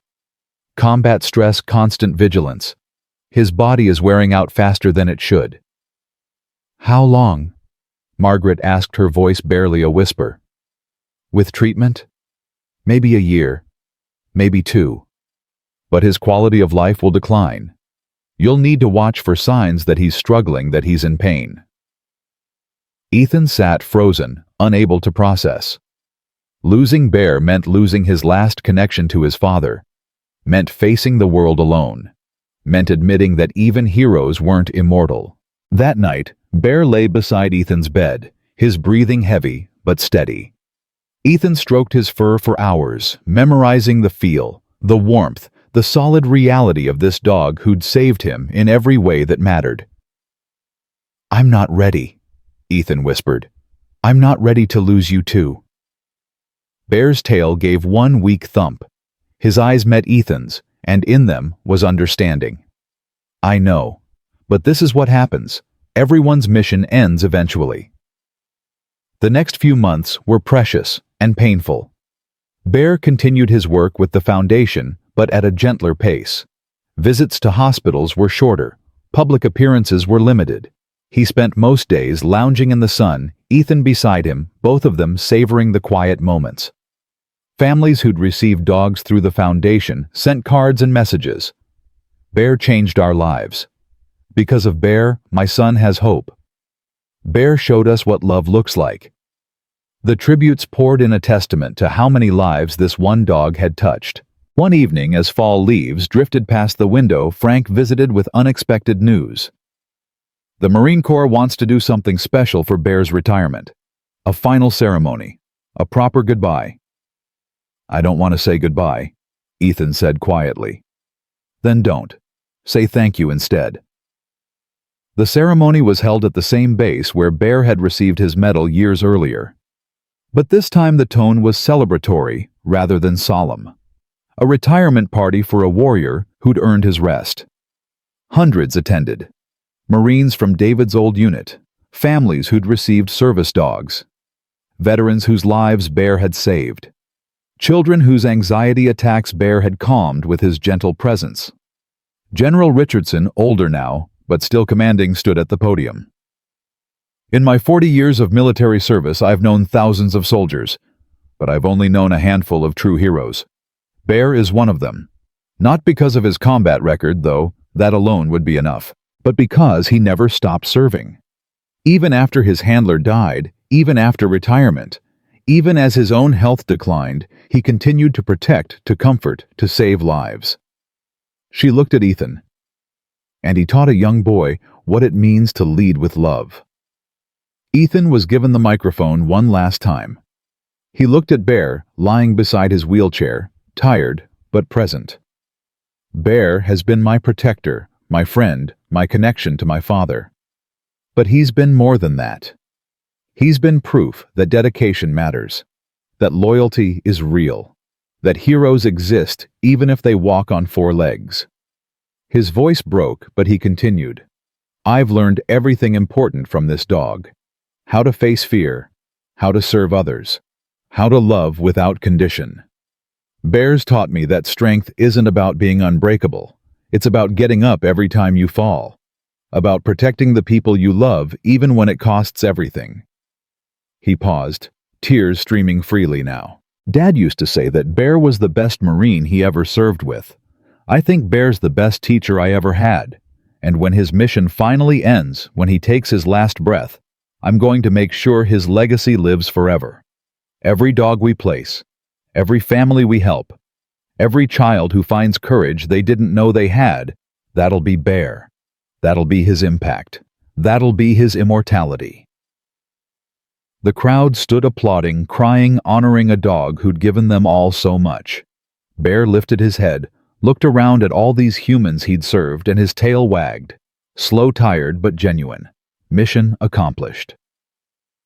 6 months later, on a quiet Tuesday morning, Bear died peacefully in his sleep. Ethan was beside him, hand buried in his fur, whispering thank you over and over. The grief was enormous, overwhelming. It felt like losing his father all over again. But buried within the pain was something else. Gratitude. For the years they'd had. For the lessons learned. For the love shared. Bear's funeral was attended by hundreds. Marines in dress blues, families with their service dogs, children who'd been inspired by his story. They lowered his casket into the ground beside a special marker: Bear, warrior, hero, friend. He saved 11 lives in war and hundreds more in peace. A good boy to the very end. In the weeks that followed, Ethan struggled. The house felt empty without Bear's presence, but slowly purpose returned. The foundation needed him. Families needed him. Bear's legacy needed protecting. On what would have been Bear's 9th birthday, Ethan recorded a final video for the foundation. My service dog died 6 weeks ago. For some people that might sound like just losing a pet. But if you're watching this, you know better. Service dogs aren't pets. They're partners. They're family. They're the difference between surviving and thriving. He took a shaky breath. Bear died, but his mission continues. Through our foundation, we've placed over 300 service dogs, 300 families who have what I had: a guardian, a friend, a hero. That's Bear's legacy, not the medals or the fame. The lives changed, the families saved. He leaned forward, speaking directly to the camera. If you're struggling, if you need help, if you're waiting for your own bear, hold on. We're working as fast as we can. Your service dog is being trained right now. Your hero is coming. And when they arrive, when you finally meet your partner, remember, Bear. Remember that these dogs serve without asking for anything in return. So love them fiercely. Honor their service. And when their mission ends, carry their legacy forward. The video went viral one last time. Millions watched. Millions cried. Millions were inspired to donate, to volunteer, to adopt their own rescue dogs. And somewhere in whatever place good dogs go when their work is done, Bear watched with knowing eyes, his tail wagging, proud of the boy he'd protected and the man that boy was becoming. 5 years later, Ethan stood at a podium, actually stood with the help of new prosthetics and countless hours of physical therapy, addressing a crowd at the Foundation's annual gala. The David Mitchell Service Dog Foundation had grown beyond anything they'd imagined. Over 1,000 service dogs placed. Partnerships with major training facilities. Legislation passed protecting service animals in all 50 states. A permanent facility in Portland where families could meet their dogs for the first time. My father taught me about sacrifice. Ethan said, his voice strong and clear. Bear taught me about love. And together, they taught me the most important lesson: service never ends. It just changes form. Dad served in uniform. Bear served in retirement. Now I serve by making sure no family waits, no veteran goes unsupported, no child with a disability faces the world alone. He paused, looking at the photo behind him. David in combat gear, Bear at his side, both of them young and strong and alive. Heroes come in all forms. Some wear uniforms. Some wear fur. Some use wheelchairs and refuse to quit. The common thread is simple: they show up, they do the work, they love unconditionally. That's the legacy my father and Bear left me, and that's the legacy I'm determined to pass on. The crowd erupted in applause. Margaret, older now but still fierce, wiped tears from her eyes. Frank stood beside her, proud as any father could be. And in that moment, surrounded by families whose lives had been changed by dogs, who were still serving, by a legacy built on love and loss and resilience, Ethan finally understood what his father and Bear had been trying to teach him all along. Heroes aren't born. They're forged through service, shaped by sacrifice, and defined not by how they fall, but by how they inspire others to rise. His father fell in Afghanistan. Bear fell in peaceful sleep. But their impact, their true legacy, would never fall. Because love, real love, the kind that serves and protects and sacrifices, doesn't end when the heart stops beating. It lives on in every life touched, every family helped, every child who learns that disability doesn't define you, grief doesn't defeat you, And sometimes the greatest heroes have 4 legs and a heart full of courage they'll give to anyone who needs it. That was Bear's gift. That was David's legacy. And that was Ethan's promise to carry it forward forever, one family at a time. Because some missions never truly end. They just find new soldiers to fight them. New warriors to carry the banner. New heroes to prove that love, loyalty, and service are the most powerful forces in the universe. Bear understood that. David lived that. And Ethan would spend the rest of his life honoring it. That's what heroes do. They serve, they sacrifice, and they teach others to do the same. Always faithful, always loyal, always serving, until the very end and beyond.